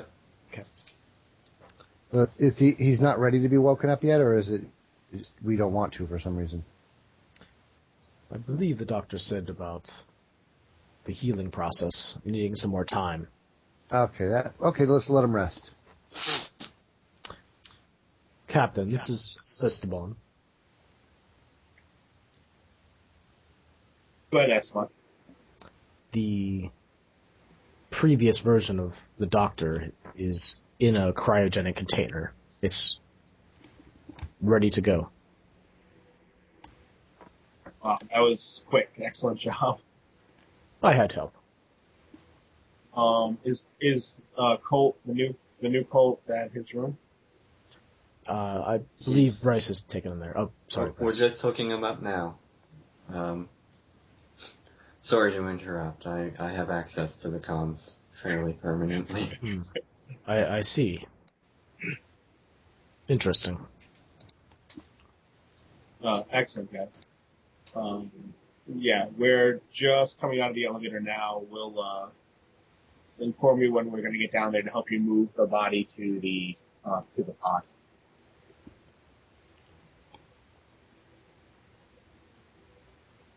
With that, he keys off the communication and looks over at the anti-quay system. What? Well, I mean, before Chompers came out, and even a little bit afterwards, I was a little nervous of being attacked by those things again. So, when we were just, studying their body chemistries and such, I know that they're susceptible to cold, and came to the realization that their bodies don't react well with water, ironically enough. But, just spraying them with water isn't really going to do too much. The heat kind of counteracts that. So if you have a mixture of cold and water, it would kind of, it would subdue them a lot.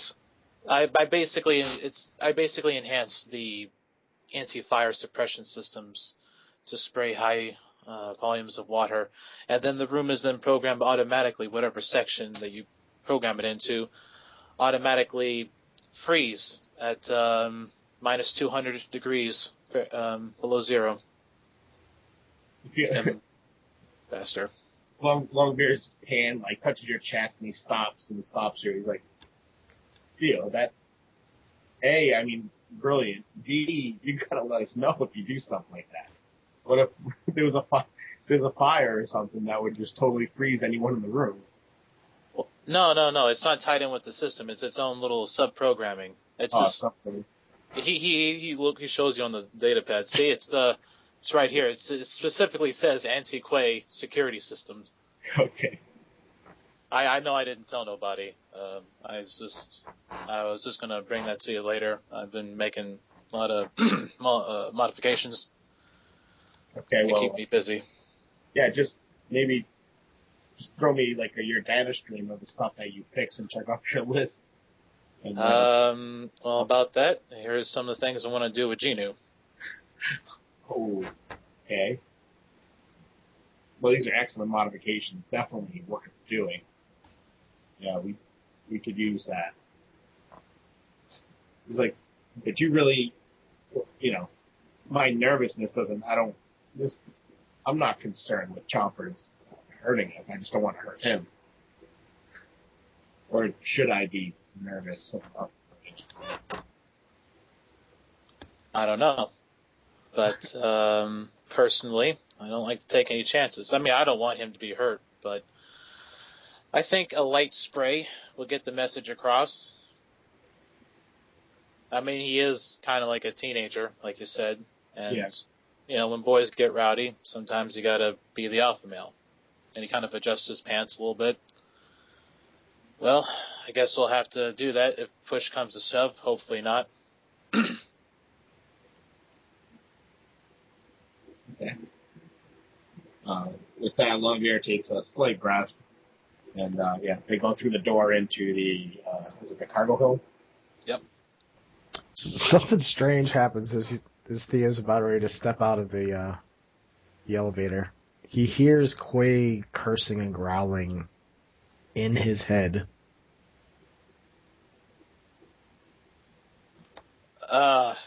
Yeah.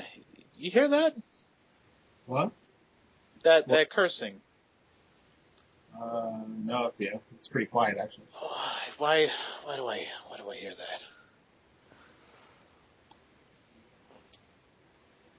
that? Longbeard kind of squints at him, like looking perplexed, and then kind of starts walking towards the giant blade fort in the corner of the bay.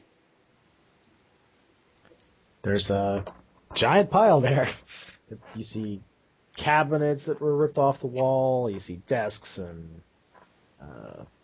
various other pieces of metal furniture that were, dragged and piled up. Chairs, garbage ducks. God.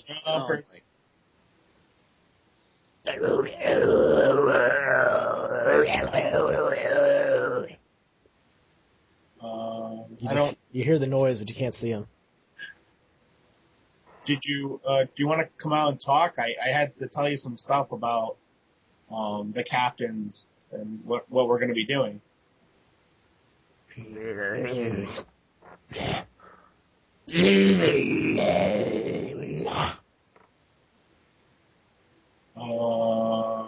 Longbeard looks over his shoulder at Theo.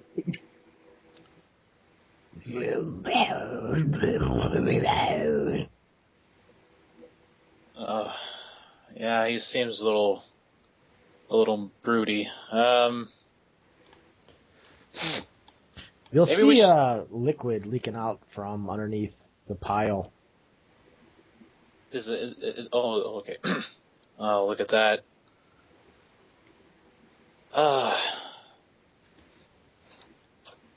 Chompers. Come on out.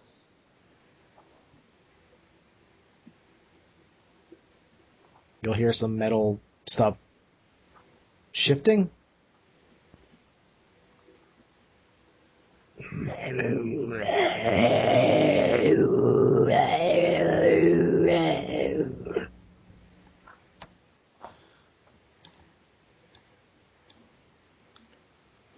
Oh, Chompers, I know you're really angry and confused right now. Just hear us out for a second. All right? You get the sensation of pain.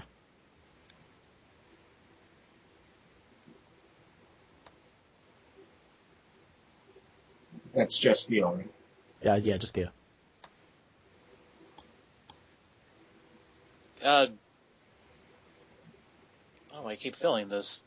Chompers, are you all right?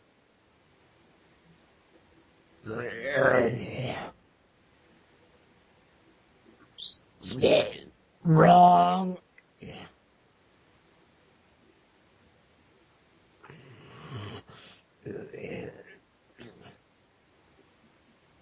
What do you mean wrong?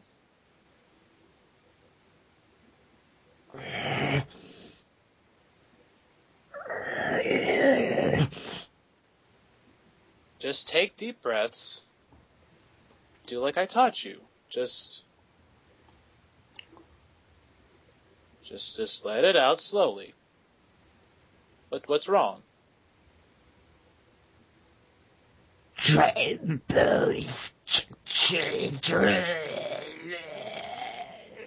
Wrong.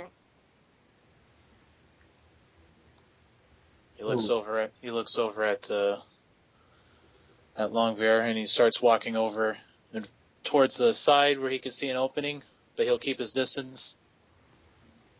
Yeah. Chop. Longbeard runs right up with him, and then even makes just grabs and just starts pushing the things aside. to make the hole big enough for Theo to see anything he can. You'll see the Chomper's its legs are like fully standing up, and its torso is sort of dangling and hanging towards the front of the four legs. There's liquid pouring out of its chest and up over its face and dripping off the top of its top horns. There's liquid everywhere. You see this like torn section on this right portion of its chest. It looks like it's tried to tear it apart. It's broken and cracked. There's like you can see the pulsing of the red light between its carapaces. Is he radiating a lot of heat? No, he seems actually the opposite, like he's cold. Oh. No, he walks up to Chompers. What's going on?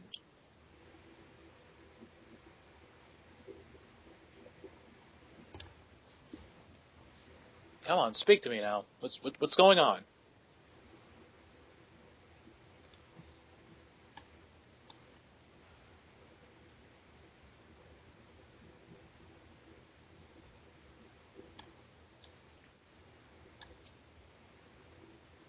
Longer pushes the rest of the metal aside, steps forward, and kind of looks at lifting up. Wait, can you reach it? Yeah, he can. He reaches up and holds Chomper's head, kind of looking into his eyes. Is there, are they dilated, or I don't even know what alien eyes are. They're just sort of like a red, like a solid red, glowing sort of thing. Is his skin like room temperature? It's cold to the touch. Theo, he needs to be heated up. But the liquid that's everywhere is sort of coagulated and has like a stink to it. And it originates from the top of him, like on his back. He keeps trying to rip apart his chest.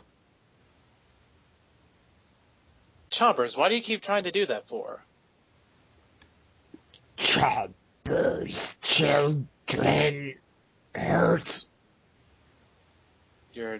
Are they hurting you, or are they wanting free? What's going on? You'll see some movement underneath its chest on the left side.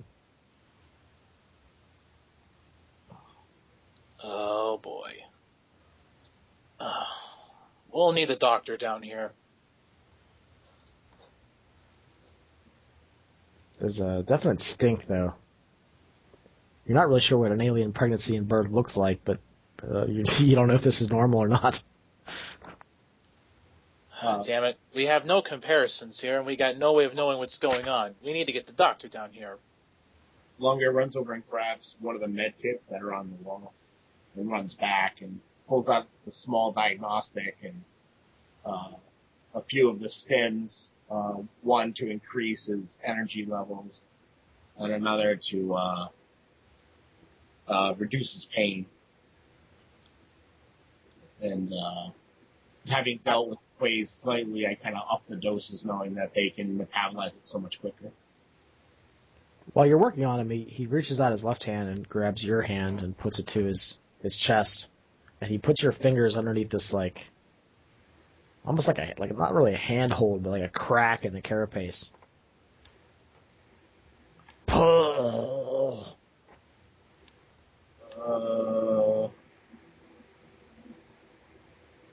Theo reaches down and begins pulling. At first it doesn't budge, but then it starts to crack, and this like horrible stench comes out. Oh, jeez. And more of this like black, icky fluid starts to run down. Since he's hanging upside down from his legs, it's dripping into his mouth. He shakes his head every once in a while. Oh, man. But out comes this deformed-looking Quay corpse. It has 3 legs. It has no torso. It's just, it looks like it was rotting in there. What had happened?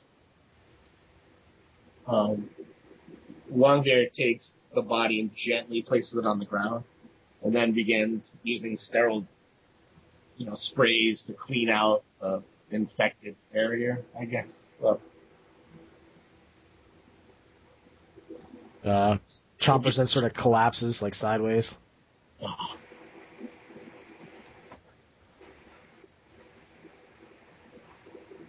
There's only one. He reaches over and grabs Theo's hand and pushes him to the other side of his chest to a similar sort of handhold. All right, here we go.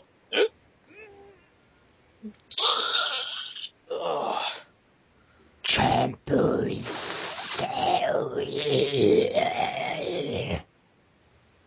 Hey, it's okay. You don't have to be sorry. It's understandable, all right? You just hang tight. You just hang tight. And out of that one comes this sort of pinkish red fluid. And there's this squirming little Quay body. Oh, there we go.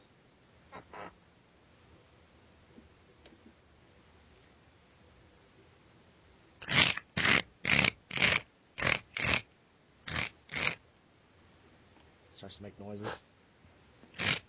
He brings it up towards Chompers. Hey, look! This little one made it.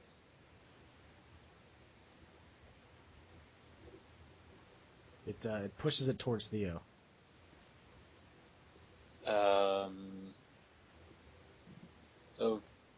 Okay.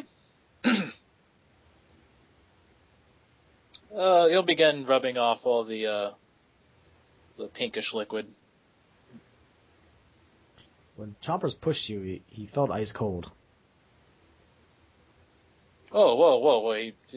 He'll hand it off to Longbeer. Hey, come. You can see Longbear is furiously trying to clean out the hole that's where the infection was, and he's just seems intent on trying to save his life at this point. Okay, why don't you roll intelligence and I think it's medicine. I think that's the right skill. Don't have an alien specialty, but I do have an alien, so you could use willpower. What was that again? Which intelligence and I think it was medical. Yeah, medical, medicine, something like that. Theo will also assist.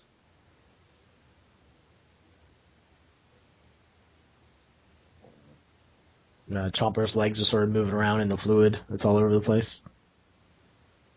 Seems like there's a lot of it.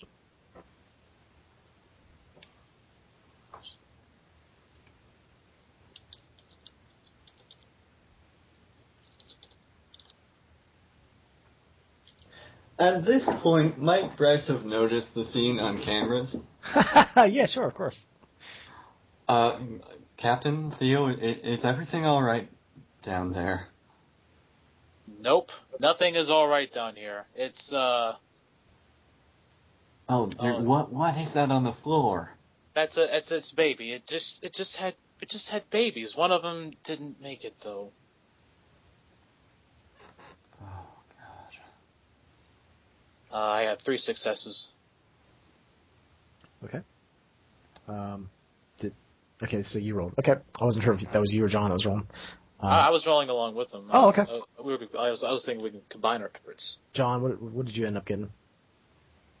Did you try to go get your dice? Sorry, I was totally unprepared. It's okay. I'm counting dice now. Yeah. Well, 3 successes is enough.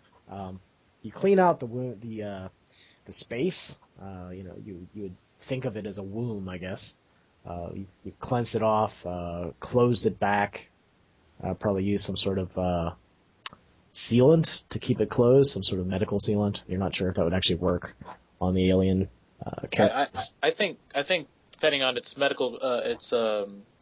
chemical composition, he would actually use some sort of epoxy substance, which would actually look like it would work much more better, and he would just paste that on there. So you think you've sealed up the wound. His temperature is still very low. I look up at Theo. Theo, is it possible? Can you create warmth, heat? He'll put his hands on him, and then begin generating his heat aura, trying to rekindle it. It seems to have some effect. What does it look like? Are you just emanating heat? His whole body seems to be emanating quite a bit of heat, like that of the Quay to a certain degree. He tries to focus it mostly on his hands. He tries to like keep his hands on him and trying to at least transmit as much of the heat as possible to him. You'll see that he starts to move around more. He seems like I don't know. It seems like he's not as stationary. The temperature of the carapace that he's emitting seems to warm up, and it seems to be doing good. He maintains that until he looks like he can stabilize on his own.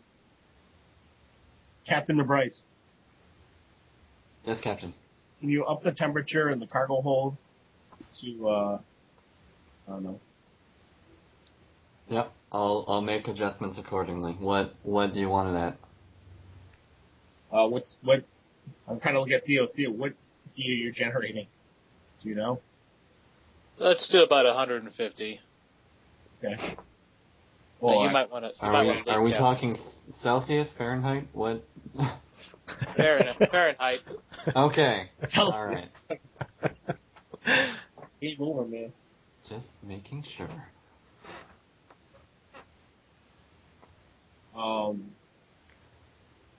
Should be rising as we speak. You'll see that Chompers gathers up the infant and starts to feed it. Chompers chews up the bone chips and then sort of drools out this bone chip paste into the baby's mouth.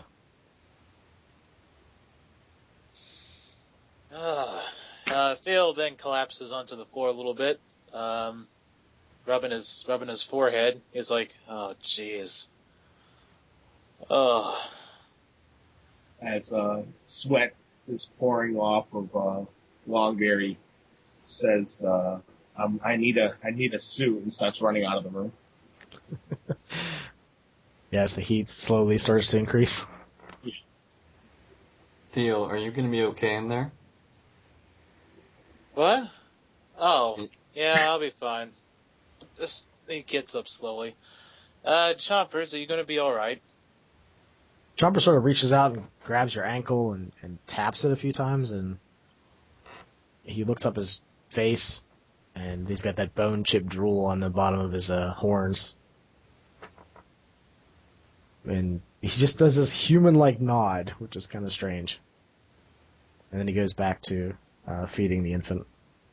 He pats him on the back of his behind his horn, scratches him there a little bit. And he'll make a bunch of well, actually, he knows how to make his own bone chips now. But he'll make a couple of extra bone chips, hand it out to him.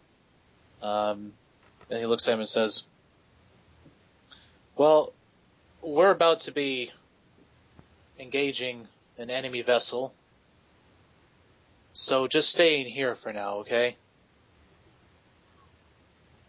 And for Chompers, he's pretty quiet. He nods again. And with that, Theo will then get started on making the bomb. Captain, this is Esteban. The body is ready to be ejected.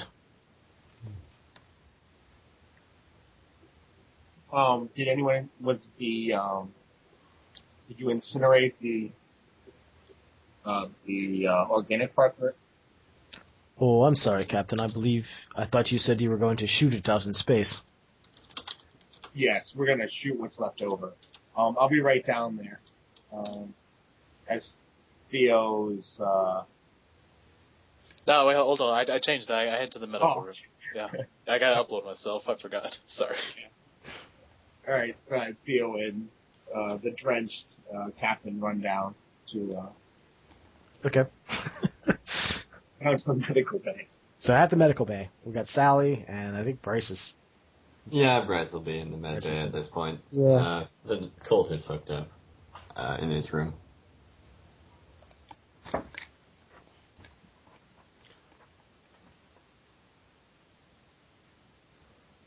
Everyone's at the med bay. Okay. Right. As Longbear enters, you see he's drenched in what looks like sweat and black goo and other pinkish fluids. And he kind of, points and looks at the contraption that was built by Esteban and Bryson and Sally and says, wow, that's incredibly impressive for the amount of time that you had. Let's, unless someone else wants to do it, I guess I will incinerate the bio. It seemed to recoil from any type of electricity that went near it before when I touched it, so unless anyone else has another suggestion. If you are comfortable with that, that sounds fine by me. I kind of feel it's my duty as the captain. One of the worst parts of being captain. With that, he kind of reaches through the pod and begins channeling tremendous amounts of lightning to the body to incinerate it. Yeah, as you did that, some of the tendrils fly out of the skin of the arms, legs, the throat, but they only sort of quiver for a few seconds before they stop moving. And once the body is completely incinerated, we'll use the force field to kind of collect the pieces and then place them in a small box inside the pod that they've created.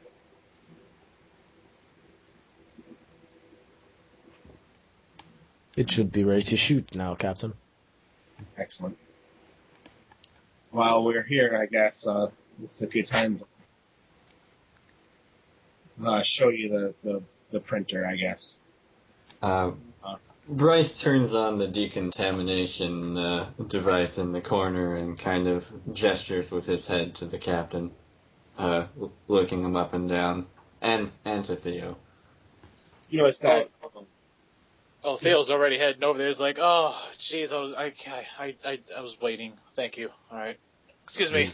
You don't want one of those things coming back. Yeah, you see like dark circles under Longbear's eyes, and he's just completely exhausted. He's like, "Oh, good thinking, Bryce. That's always on your game." And actually, he holds up a thumb. You know that's not always true, but I try. So, we are going to get fitted for these flesh ports, is that right?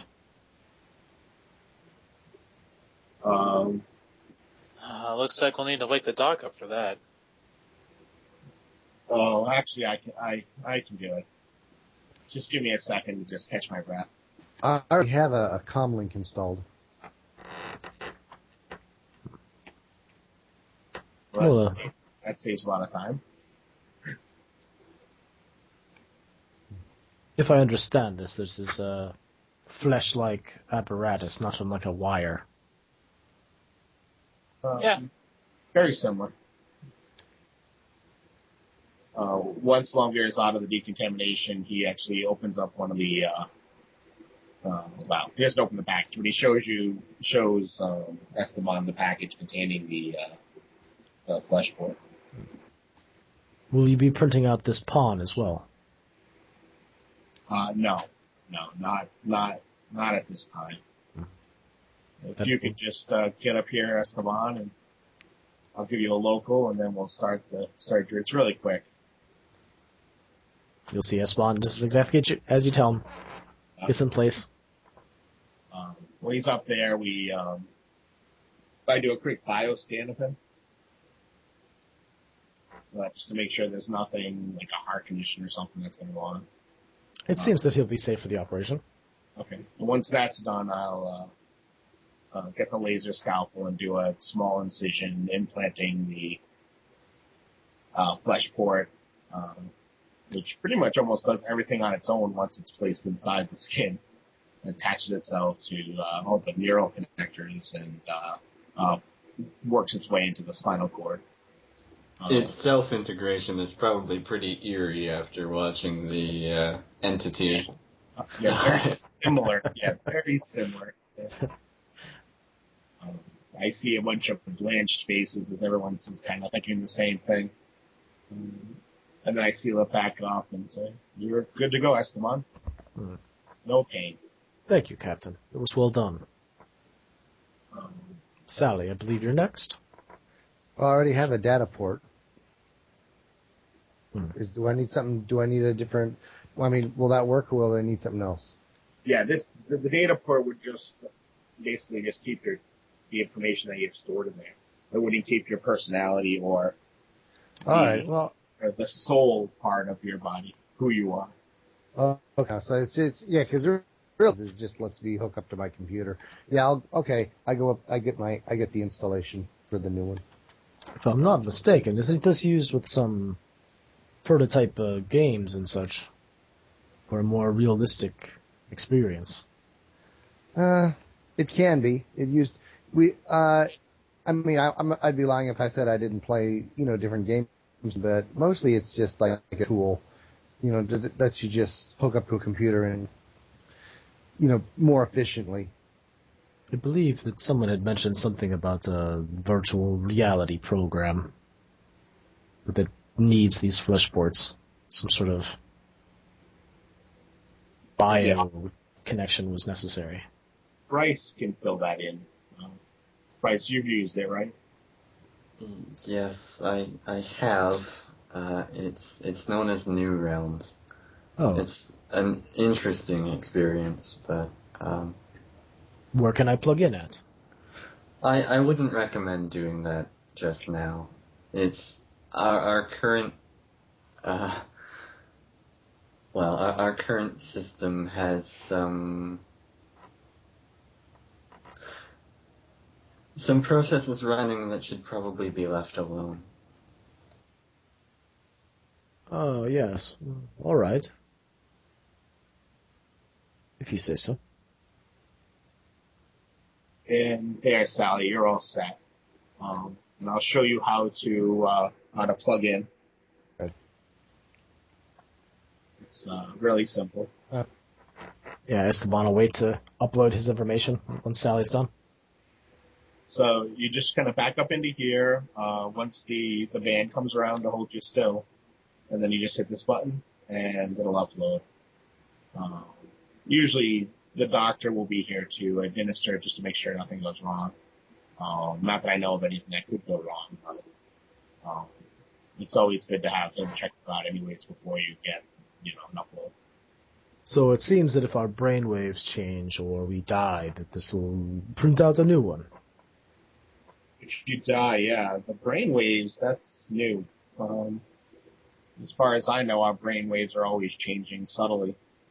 I think what it refers to is the change in chemistry of the brain. If you the machine detects that you are showing brain signs that would otherwise indicate death, or what is medically considered a death or a near-death state, it would begin printing it out.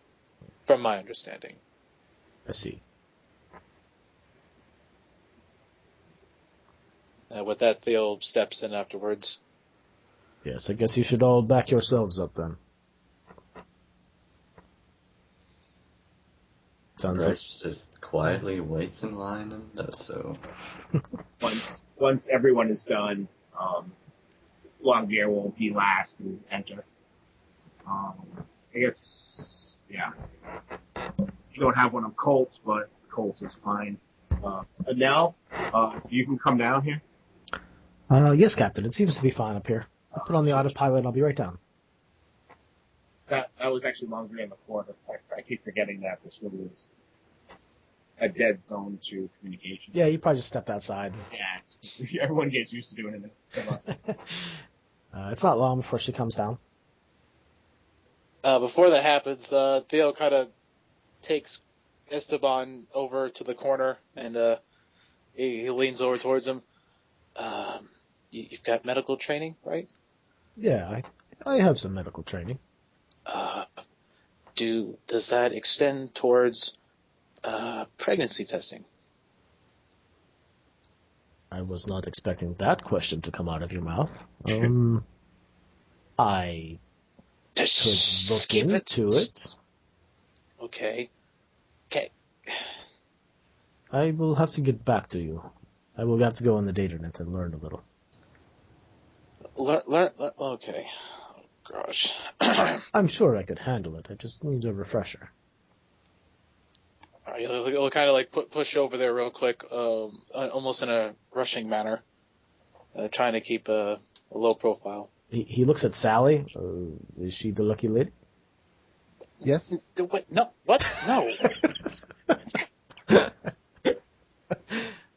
He looks at you see Esteban look down at your stomach for some reason. You're not really sure why, Sally. Is that? Yeah. Hey, he looks back to Theo like with a smirk on his face, and he sort of like punches him in the shoulder. He gives him a straight look in his face, and you just see him shake his head robotically from side to side. And then he starts, typing on the data pad and just shows it to him, and then, his reaction. What did you type? No, he put in an L. Okay. Oh, I see. No problem, Sally. Sorry, I got confused. He starts rolling his eyes.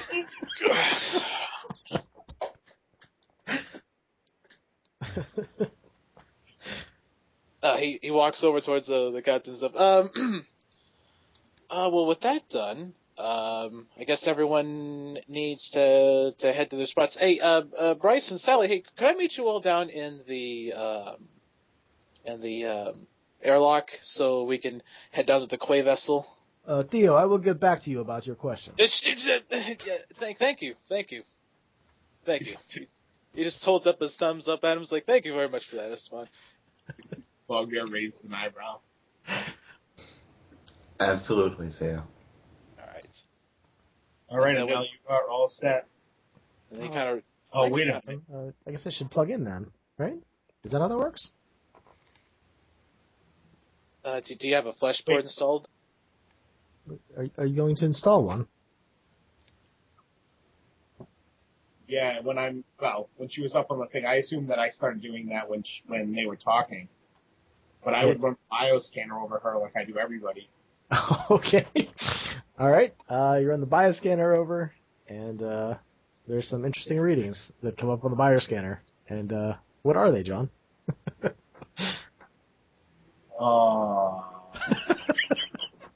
Do I make her 6 months pregnant? Oh, man. That would be terrible. What strange readings did the bioscanner give you? Yeah, she comes up as being 1 week pregnant. Okay. And the baby is strong and healthy, and the mother is just as strong and healthy, which is to be expected with a man. So that displays in front of the captain's eyes? Yeah, I don't think anyone else would notice it. And except for a small, I kind of just ignore it and say, well, you're doing well now.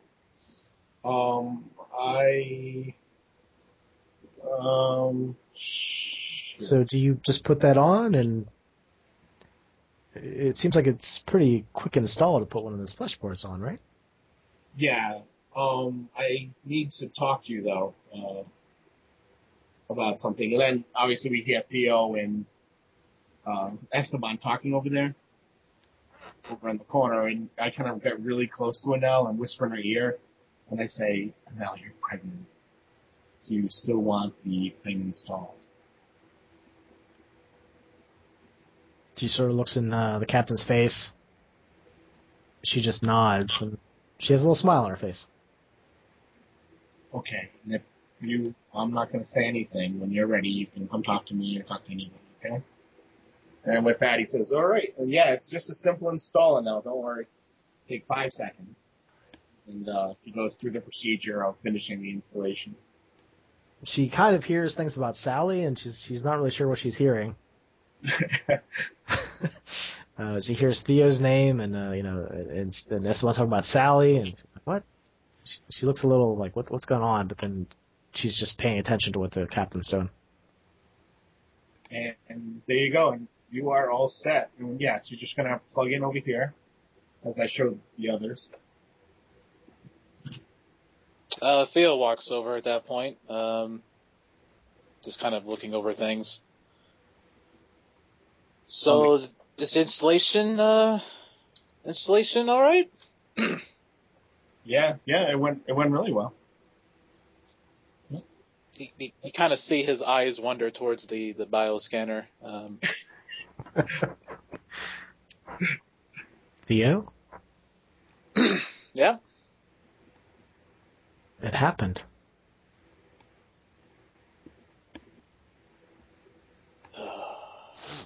You're gonna be a father.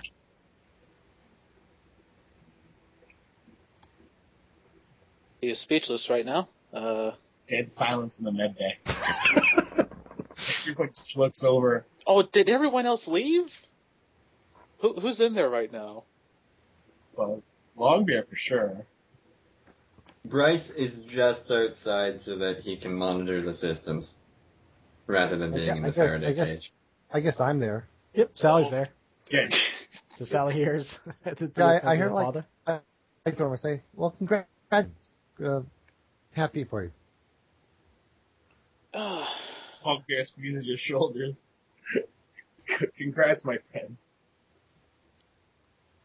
Yes, congratulations. It seems my services aren't needed after all. Oh.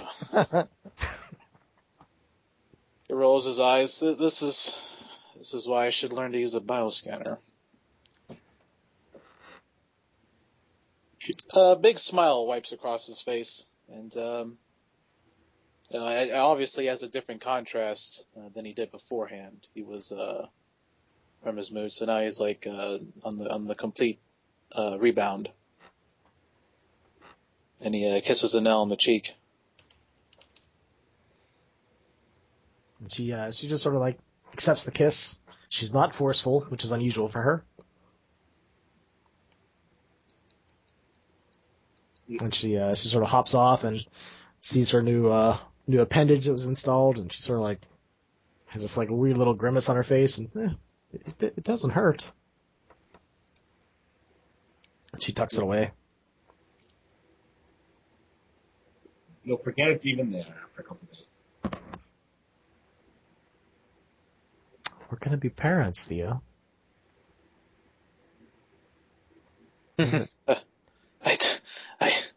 I honestly didn't think I'd live long enough to be a father.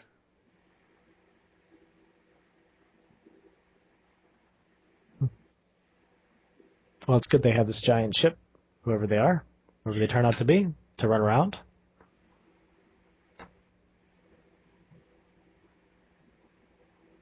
Theo just has a big smile on his face and just kind of waits until she gets herself scanned up in the cloning machine. Yeah, she'll plug herself in and update herself. And there'll actually be 2 files. One for her, one for the baby. Uh-oh.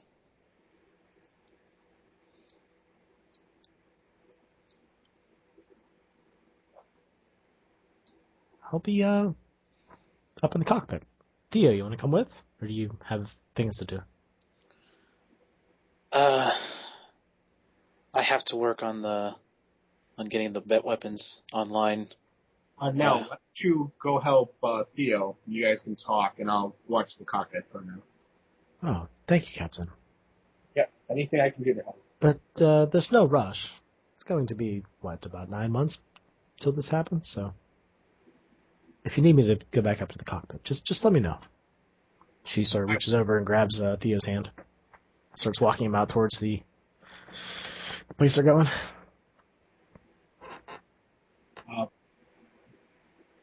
Bryce, Sally, do you think you guys could help me carry the pot? Oh, yeah. Sorry, carry what? If we could help me carry the pod down to the escape pod so we can plug it into. No, we're not gonna. We'll just eject it out the port, I guess. I can wheel Gino around so we can get it to the port. That'd be helpful. Yeah, he's probably still on sentry duty, set up by the captain previously. Oh yeah, why did I don't even know why I said about sentry duty. Try to get somebody mean. I don't know. It's like I wasn't even there. Kind of like Tim kind of messed things up for you. But Gino still scares me because of his. He started to ask questions. Yeah, Bryce, if you could bring up Gino, that'd be a big help. I'm not feeling as strong as I normally. Well, Gino is at the medbay doors as quickly as Gino can get there. We have the Faraday cryo pod thingy into Gino's arms. to what location would you have me deliver this, Captain?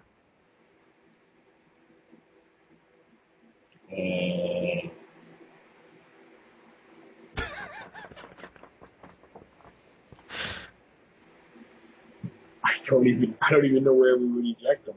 We could use the probe launching bays, Captain. Sorry, the probe launchers. Probe launching bay. Yes, Yeah. Captain. Bay 1, please. Bay 1 it is.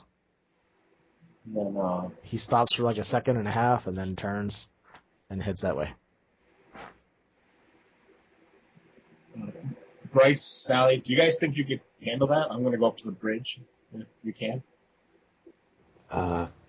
Sure. Yeah. As long as it's, well, we're gonna have to meet Theo eventually, won't we?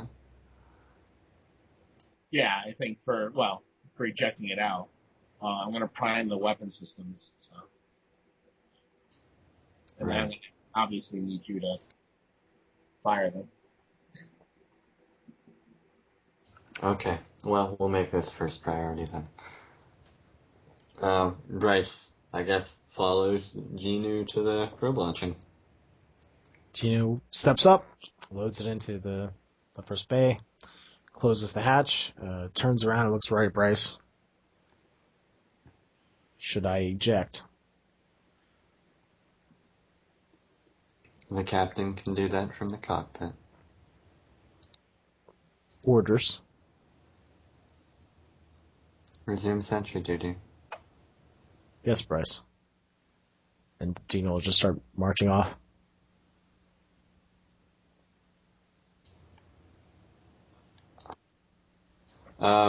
Has Gino ever called me Bryce before? No, Gino has never called you Bryce before. I was like, what? Bryce actually takes a moment and says, "Wait, Captain, I need to sort something out. If we can delay for just a moment, I just need to run a quick check." Gino. Sure. Gino stops and turns Remain around. stationary. Bryce will see a reflection of his face in the blank monitor on Gino's chest. Okay. Well, that's to be expected. That's a classic finish. He pulls out the cable for the microcomputer in the back of his head and hooks it into Genu through one of the ports to check him thoroughly once again. What are you doing, Bryce? I'm checking your systems. It's routine maintenance. Understood. And so he looks through and checks one more time for any unusual patterns. What does Bryce find? Bryce finds that there is, at the very least, the nascent stages of one of those complex sort of fractal AI programs that resembles kind of human thought. So you think that Pawn inhabiting Genu sort of rubbed off on him, basically, in his code? Something like that. Yeah. It doesn't seem exactly like it is Pawn. It's nowhere near as far grown. But it's as though a seed has sort of been planted.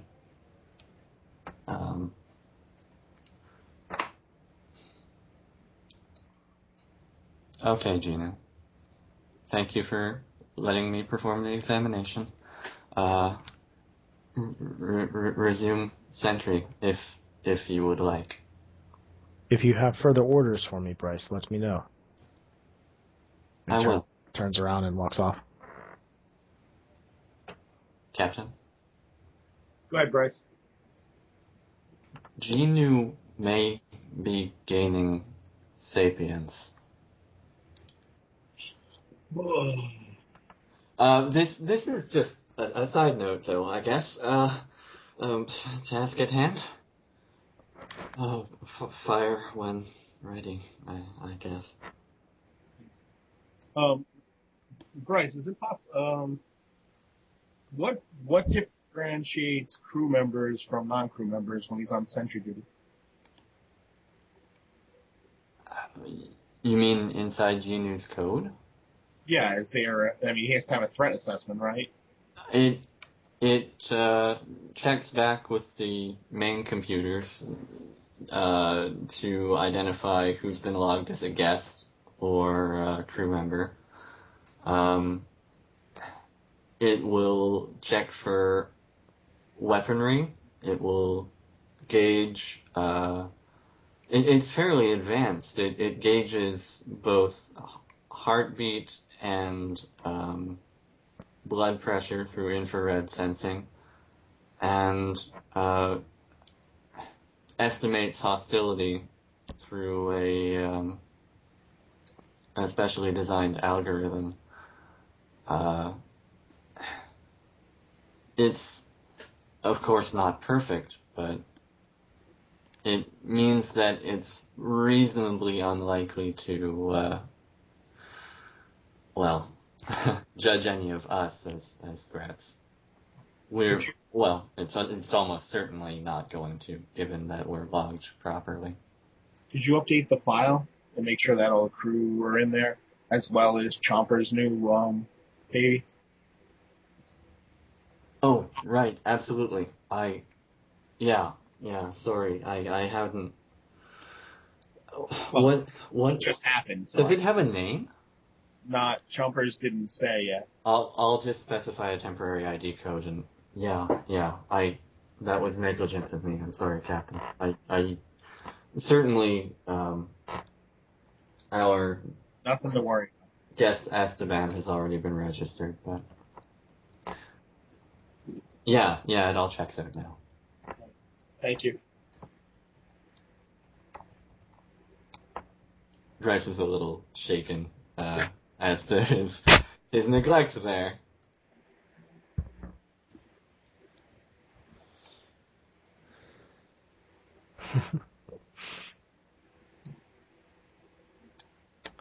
So, does the AI cybernetic tumor get ejected out into space and shot? I actually wait for when Bryce comes back up to the bridge to give him the honors. Though I make sure to put it on vid screen, on every screen in the ship, so everyone, no matter where they are, can see what happens. Captain, I thought I had made myself clear, but perhaps I had not. These are not honors that I want.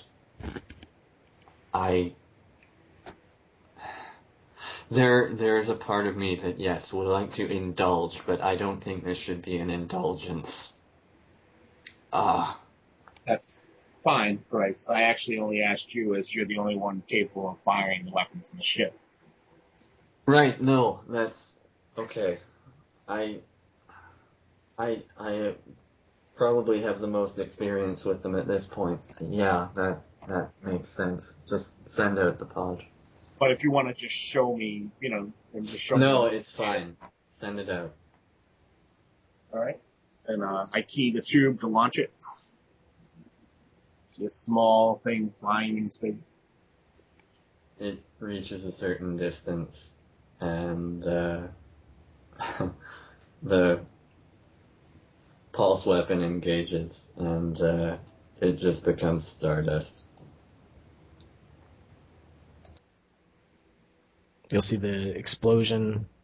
It's pretty small, and then it's just nothing. Bryce kind of swallows, stands, and am I dismissed, Captain? Yeah, Longbeard reaches out and kind of like squeezes your shoulder and says, "Of course, Bryce. Thank you." He walks towards the airlock where it is to meet Theo and Sally. So Esteban's sort of been hanging out with Sally. Esteban's just been sort of like hanging around you. He comes up to you and he says, "So, for a second there, I thought you were pregnant." I've been pretty much even to my.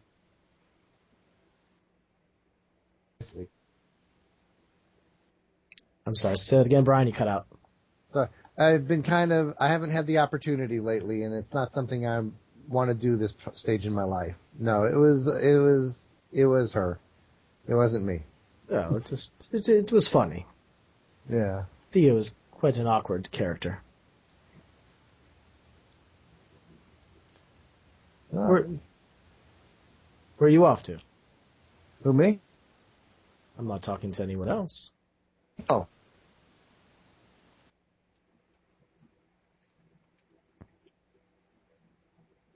Got talk. Your internet connection is really choppy right now, Brian, for some reason. Oh, I'm sorry. I can hear you guys fine. Yeah, it just keeps cutting out when you speak. Okay. Is it better? I think so. Yeah, I had another window open that might have done it. I was just going to basically do those calculations they wanted for the she vessel and the asteroid, but beyond that I didn't have too many other plans. Well, perhaps later we can sit down and have a discussion. That sounds like it would be pleasant. Thank you very much. I will not interfere. I will let you go. Oh, thank you very much. I am glad that you're not pregnant. And he smiles and walks away. Yeah.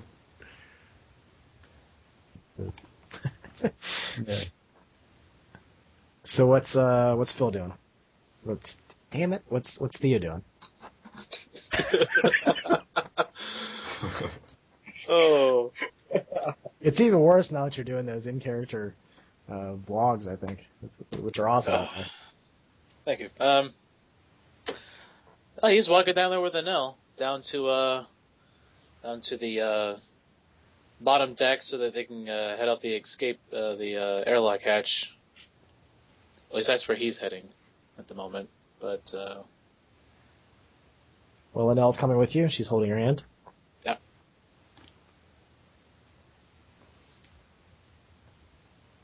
He's pretty red in the face a little bit. He doesn't know really what to say. It's okay, Theo. You can talk to me. What's going on in your head? Are you worried? No, I just didn't think I'd expect to be a father anytime soon. So I guess that means you don't have any other children then, right? That's good. What? No, of course not. Well, one never knows. You get around in the solar system. I didn't. Not that often. Have you thought of names? Names? Oh, That's something you think about, right? Boy, girl? What's the gender? I think it's too early to tell. I kind of think I want to be surprised. What do you think about that? I would like that. I don't know anything for names at the moment. What about your uncle? Didn't you have a strong fondness for him? Oh. What was his name again?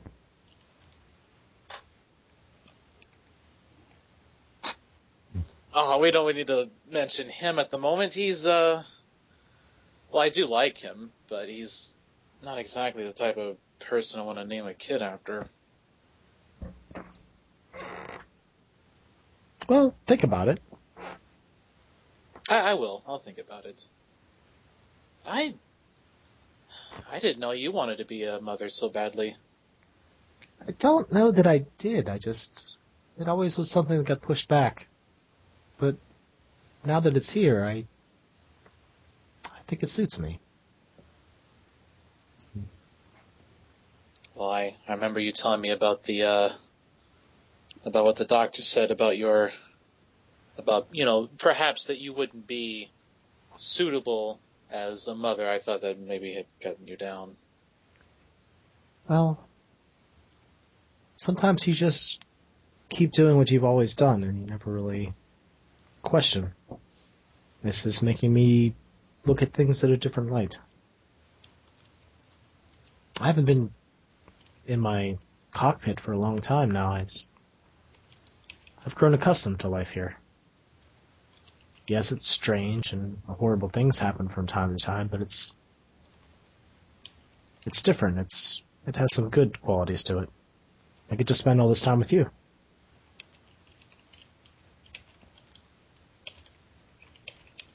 I like that as well. I remember when you used to head out on those long missions, and then you'd come back with your ship all busted up back at the hub, and I'd have to fix it, and then apply new upgrades. Now, don't get me wrong, I always liked that lifestyle, but I just get the feeling that things are different now. Change is good, I think. He grips her hand a little bit tighter and smiles.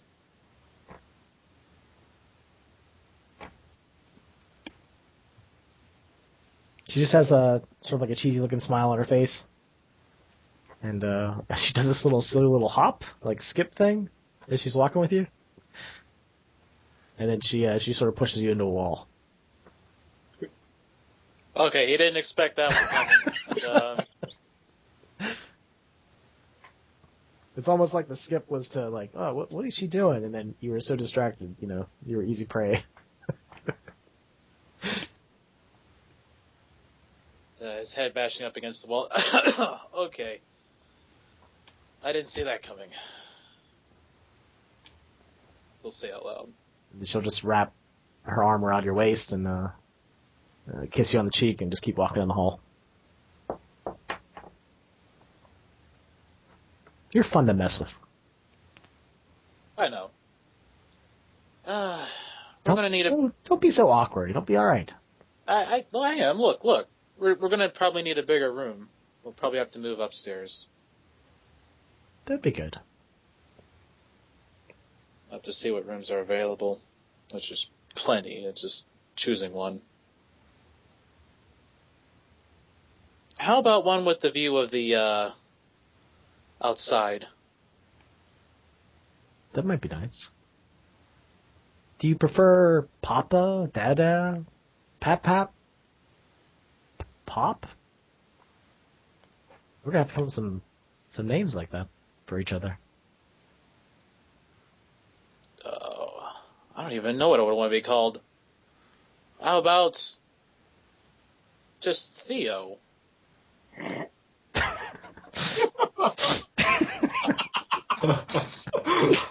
You don't want your own children calling you that. That's silly. And she sort of reaches over and messes up your hair. Well, I mean, I don't know. I mean, it would make sense. Eventually they're going to start calling me that. Might as well start it early. I always called my dad by his full name.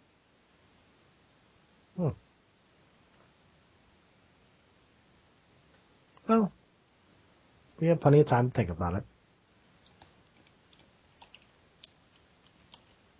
At this point, we arrive at the airlock doors. Bryce is waiting for you. All right, I'll have to be heading out there. We're going to need to get the quantum probes outside of the vessel. I can lead you to where they're stored. I have a fairly good sense. We'll all need E-suits, though. There's no real substantial atmosphere in there. Understood. He looks towards Anel. Did you want to join us? It was a nice walk. I think I'll just head back up. We can talk later. Well, he kind of points to his little communicator that they have going towards his head. It's like, well, I mean, if you want to reach me, I'm right there. That is nice. Be safe. And she like sort of slaps you on the butt once and heads back up to the cockpit.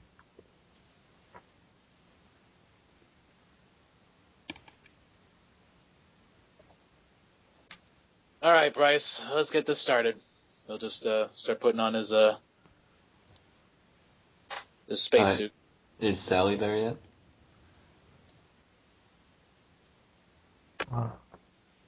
I'm pretty sure Sally arrived. You there, Brian? Yeah. All right. You ready? Sure. What were we doing? Figuring out the. What are we doing? Sorry. We're going to be investigating these quantum devices on this ship. All right. It's very strangely designed. You'll want to watch your step. Okay. And I guess they just start, once the E-suits are on, walking towards this shimmering, organic, metallic, orange, almond-shaped vessel attached via the umbilical. Okay. Yeah, you'll see the entrance of the vehicle. Sort of looks like it opens up like a petal of a flower. And inside there's it's probably the main feature of the inside that you see is the four-legged seat where a Quay would sit there.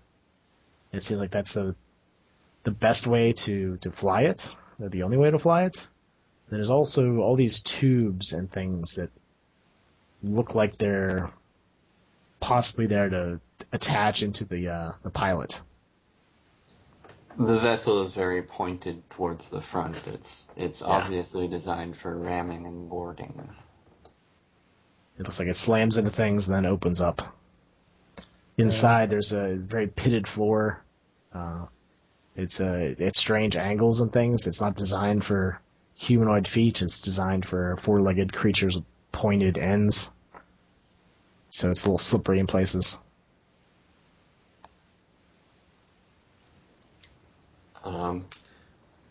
It should be...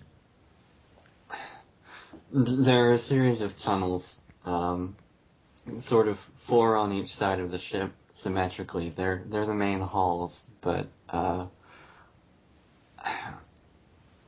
it'll be a bit of a climb to get to the upper ones, which is unfortunately where we need to go. I'll get up there and give you guys a hand. Okay. So once you're facing towards the rear of the ship in this on this bridge, you can see that there are these almost kind of sideways slanted ramps that curve up the side. I guess the side outermost walls, and under these ramps is one tunnel, and over is another. But you sort of have to find your grip in this pitted coral-like material. So Bryce starts sort of gingerly inserting his fingers to work his way along. I'm assuming we're still in like the same gravity field as the Okina. Yeah, it's probably on the outskirts of it. It's probably a little bit less than Earth norm. So it's a little bit easier than you would expect to climb, which helps. And I guess he starts leading them past the rooms once he helps both Theo and Sally up into the upper, if they feel comfortable with it. Yeah. As everyone's walking around the ship, Theo will take out these little spears and start tossing them around the various corridors of the ship, and the spears begin to light up, giving sources of light in the very dark rooms and hallways and corridors. Are those mapping spheres or just for illumination? No, they're illumination spheres. The ship's pretty darn dark. Yeah, and it certainly is. It's got a uniform shape to it all the way around. Very hard to tell, left from right, up and down. Absolutely. I'm not sure, but it's possible that at times they are adapted to operating without gravity in the vessel. So if they were fending off an enemy contingent, they could take advantage of sort of all the nooks and crannies and angles, just crawling around the walls at whatever angles they pleased. Fascinating. All right, here we go. Let's climb up there. Come on, right. Sally. I hop up there. Yep. He reaches out his hand. She's pretty small and nimble, so it shouldn't be too hard. Yeah, you get up there without any problem. Yeah. I'm kind of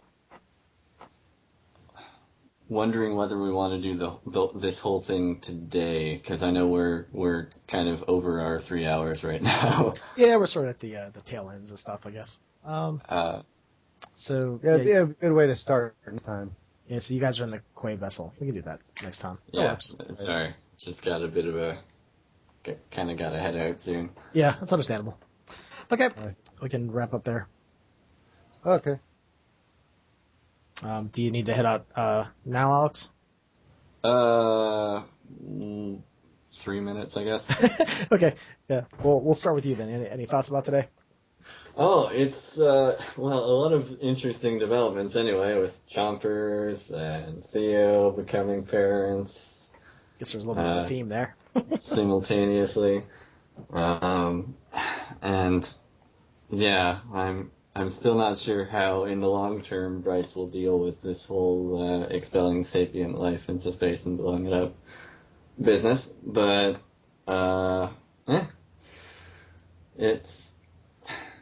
we have a lot of interesting threads to pull now, anyway, and a pretty sweet looking to-do list for next session. Yeah. How about you, John? What do you think? I enjoyed it, as I usually do. I really like the fact that, well, first off, Chompers totally caught me off guard. I had no idea that. Yeah, I guess everything about Chomper's children that he was talking about, he talked about with Theo. He didn't really talk about it. Yeah, so from my point of view, I come in there and all of a sudden he's ripping his chest open. I'm like, okay. Yeah, that was new. Yeah, that was scary. Yeah, I kind of had it set up that the children were in his chest, so I was trying to think how they give birth, and I just pictured him like standing up on all four of his legs and had like hanging his torso down below. That's what I came up with. Yeah, it's like a freaky image from a human point of view, but that actually made perfect sense. Yeah. I was just picturing all that black goo like leaking down his face, into his mouth, into his eyes. It's like, oh, it'd be kind of gross, but. Yeah, I had rolled, I think, 7 successes, I think, on that. Oh, okay. I didn't even bother to say it because Theo rolled them out, so it was fine. Yeah, that's good. Yeah. And it was really the heat, I think, that kicked in too. Yeah. No, I thought it was good. It was nice to actually get to talk to everyone too. Last week when I was talking to the screen while listening to it, that doesn't really work as well. I'm listening, I'm going, no, oh, no, guys. Yeah, I kind of like that this got to be sort of centered on the captain being a captain. At least that's what it felt like to me this session. Yeah, that's how it felt to me. Like, but I like that. I always like to just delegate it off to the other person. Like, it's easy for me because Longbeard was set up as like a scientist. Like, he has medicine, he has a lot of scientific stuff. But I'd still rather throw it to Sally or throw it to Cole or throw it to, Bryce or Theo whenever something comes up. And then help them if needed. I think that's a cool way. But yeah, no, I like the way things are developing. And I'm nervous about fighting the Shisha. Yeah, it's about, I don't know, probably about 4 hours away now, 4.5 hours away. Something like that. And I'm glad we dealt with the thing. Yeah, the Cole price, as I call it. Cole price, oh man, that thing was messed up, so. Yeah, I kind of set up things too where maybe Esteban will check out the New Realms thing by himself. Yeah. Oh boy. We'll see if Tim wants to do that. I don't know. I don't know if I played his character like he wanted me to. I feel kind of awkward doing that sometimes, but I guess that's kind of how you guys felt too. I was actually going to try to do that. If you didn't want to do that, because I was practicing the voice while it was muted. Oh, you should have said something. I would have totally let you do it. Oh no, I was like you already did before I said anything. I was like, oh, that's why I said I was laughing before, because I was actually mimicking the voice that you were doing. I was like, well, hello there. How are you doing, Bryce? I was like, I love it. What would you think, Brian? Any thoughts? Still there, Brian? Earth to Brian? Or Gonjan to Brian? Yes. Do you have any thoughts? So, I don't know. I must be cutting in and out. Yeah, I don't know if it's your internet connection or what, but you're kind of like really choppy. yeah, it happens sometimes. Sorry. That's rough. Try again. Yeah, are you there? Yeah. Can you hear me? Think so. Yep. Yeah. That's so weird. Yeah, I'm good for the day. Okay. Phil, what did you think? I loved it. This session and the last session are completely different contrasts. And it keeps making me think of I Have No Mouth and I Cannot Scream. Oh, jeez. It makes me think of that because the characters in that have like this little colored box around them. And depending on their mental state, it just gets darker. And it gets lighter whenever they accomplish something that's psychologically positive for them. Yeah. So I imagine after that last session, Theo was kind of dark green, very just not very positive. And on this session, things have kind of come around, and now he's super positive now. He's not white all the way. The box isn't completely white, but it's pretty darn bright. We're pretty luminescent green right now. Which is amazing for Theo, the Eternal Cynic. For Theo, that's actually pretty good, yeah.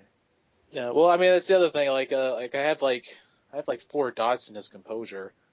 So while he shows that he's not, he tries to show that he's not. He still is, to a lot of extents. Okay. I love it. That was pretty good. He's now a father now. So that's gonna be awkward. Yeah, I thought it would be like we were talking about Pawn and stuff. I thought, if she comes out around 10 and 13, that still basically means that she's a little kid. And then I thought, well, that's just going to be a practice kid for Theo and Anel. Jeez. A practice kid with all Pawn's knowledge and intellect. That would be an awkward conversation. Come on, you gotta go to bed. I'm You not give me tired. 25 reasons why I should. What? I'm hundreds of years older than you, Theo.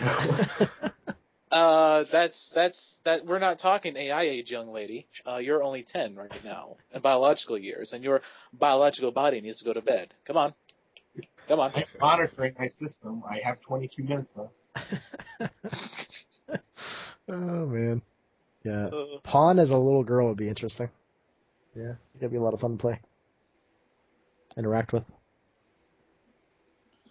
I hope everyone's going to be able to make it next week. I should. Yeah, I will be. I might not, come to think of it. I have a family event I have to attend. It's okay. Those happen. I mean, I just had one last week. Okay. Don't listen to him. If you it's fine, I'm gonna head out now. Okay, Brian. All right, Brian. See ya, Brian. Take it easy. Have a good weekend. Yeah, good playing with you. I should head out now, too. Okay, Alex. Bye. See ya. You have a good one, too, Alex. You? 3. 4. Yeah. 4, 5.